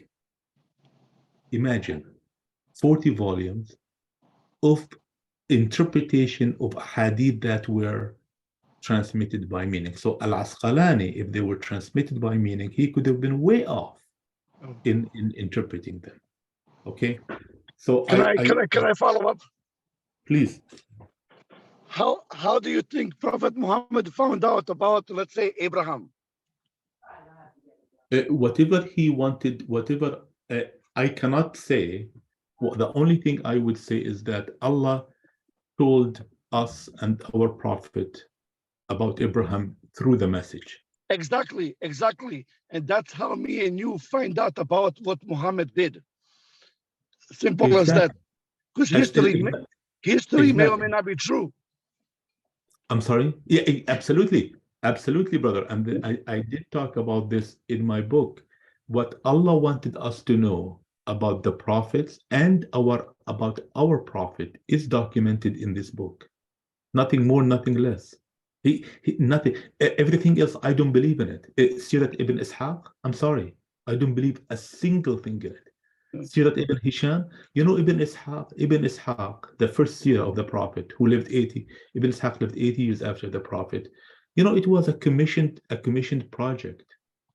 The emperor at that time told him, here's a big sum of money and write a big history book for my son. So it was a financed project. It was not a philanthropic gesture by Ibn Ishaq. If you read the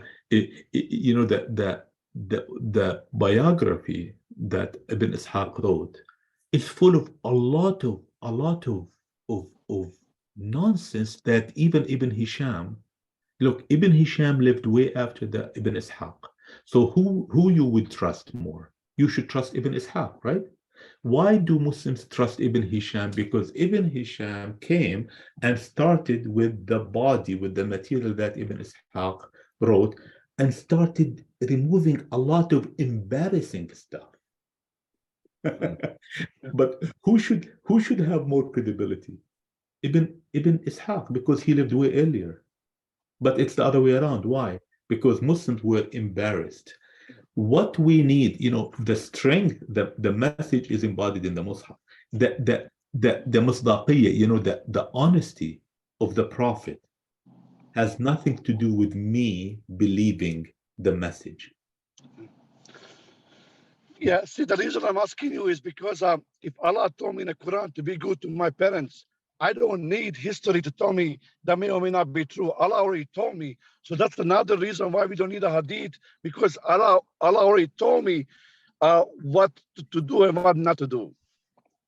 And Allah also, because this Quran is for all times, Allah gave us the broad concepts, the broad conceptual frame for us to lead a good life without being specific to things that have to do with time and space. Absolutely.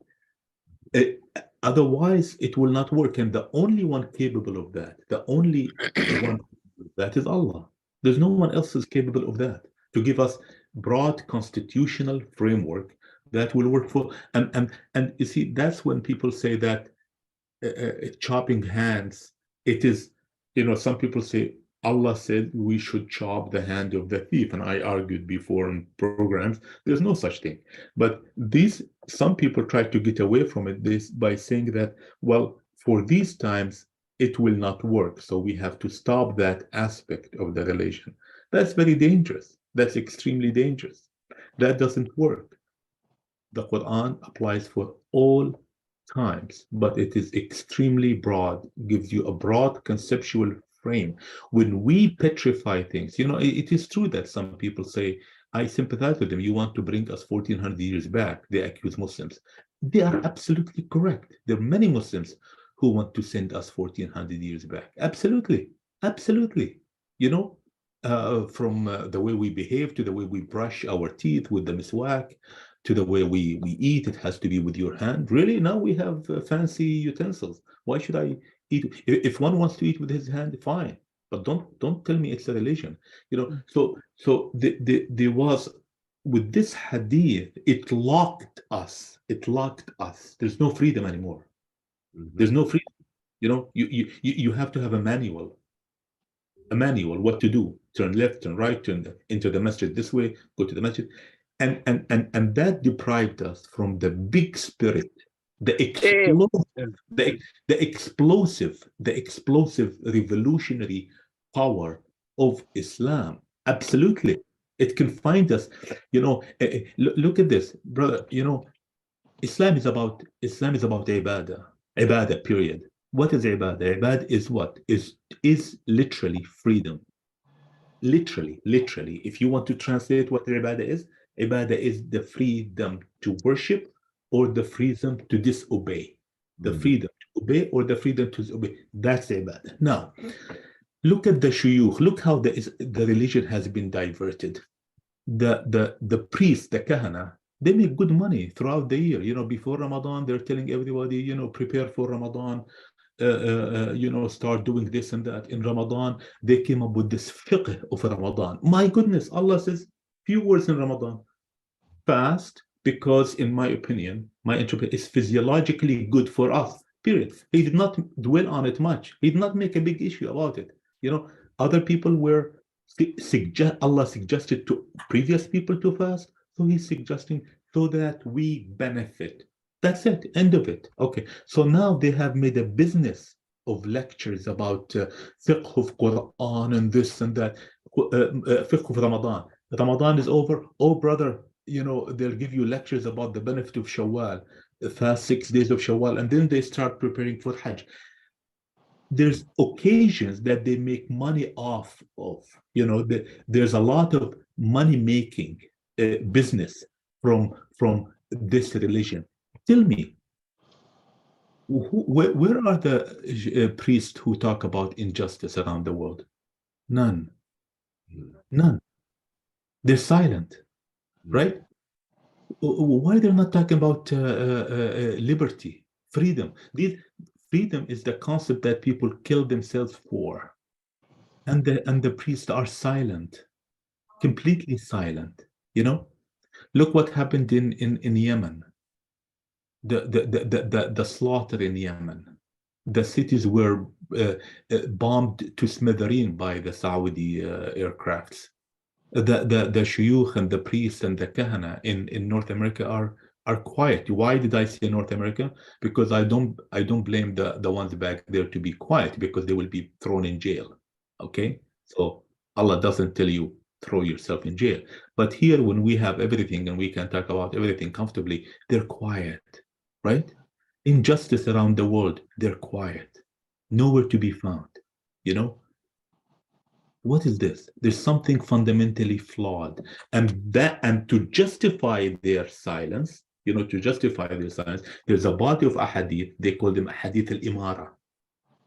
Hadith al-Imara, I'm almost certain they were written during the Umayyad period, because they tell you that if you find something wrong by the governor, shut up, go inside your house and be quiet.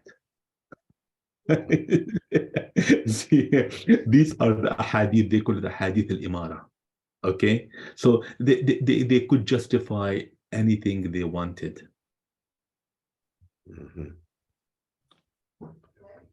Okay, Brother Omar, I think we're going to wrap it up here. We certainly appreciate the time that you've given us. We appreciate the lecture. We appreciate everybody who tuned in to listen, and those who participated with the questions. We anticipate that the video would be posted and viewed by many other people, and we'll invite those people to watch and to post their comments on the YouTube channels.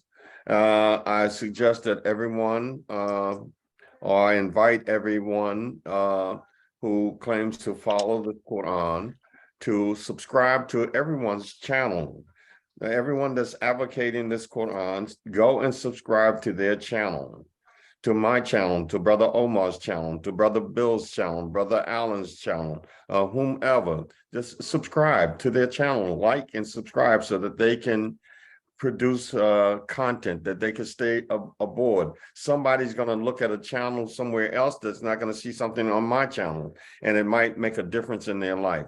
And it's simply because you took the time to post it on your channel. So do that. It could be a game changer for a lot of people. Again, let me just remind everyone that we have the conference coming up on the 8th of June. And we posted the ad up in the beginning of the video. You can go there and look at it and get that information. And those who would like to participate can come in person. We hope to be Zooming that whole program, have that whole program on Zoom. So we'll have all of that meeting available for those who would like to enjoy what we do there. Let me just leave on a verse that I had here, chapter 9 of the Qur'an, chapter 9, verse 33. I think it fits right in with the topic that's we've shared today. Chapter 9, verse 33. Allah talks about those who desire to put out the light of Allah, his light, with their mouths. And Allah will allow nothing except the perfection of his light, though the disbelievers are adverse. And this is what we have in this body of a hadith and fiqh and sunnah and all of this business, people's mouths, what they have said. And it goes totally against what Allah calls his light in chapter 5, verse 15 and 16, where Allah talks about a light and a clear book, with thereby he guides with that to the Salamun Alaykum. So what they want to put out is the light of this Qur'an alone. They want to put that out. They want to water it down and bring in a second source and to establish whatever it is that they have of this parallel religion and the so-called priests and rabbis and monks and all of them who profit thereby. So that tells me that this deen has to be defended with the mouth as well. So we have to, and so I'm preparing to talk at the conference on the topic of answering the call of Allah and the making of a da'i. Answering the call of Allah and the making of a da'i.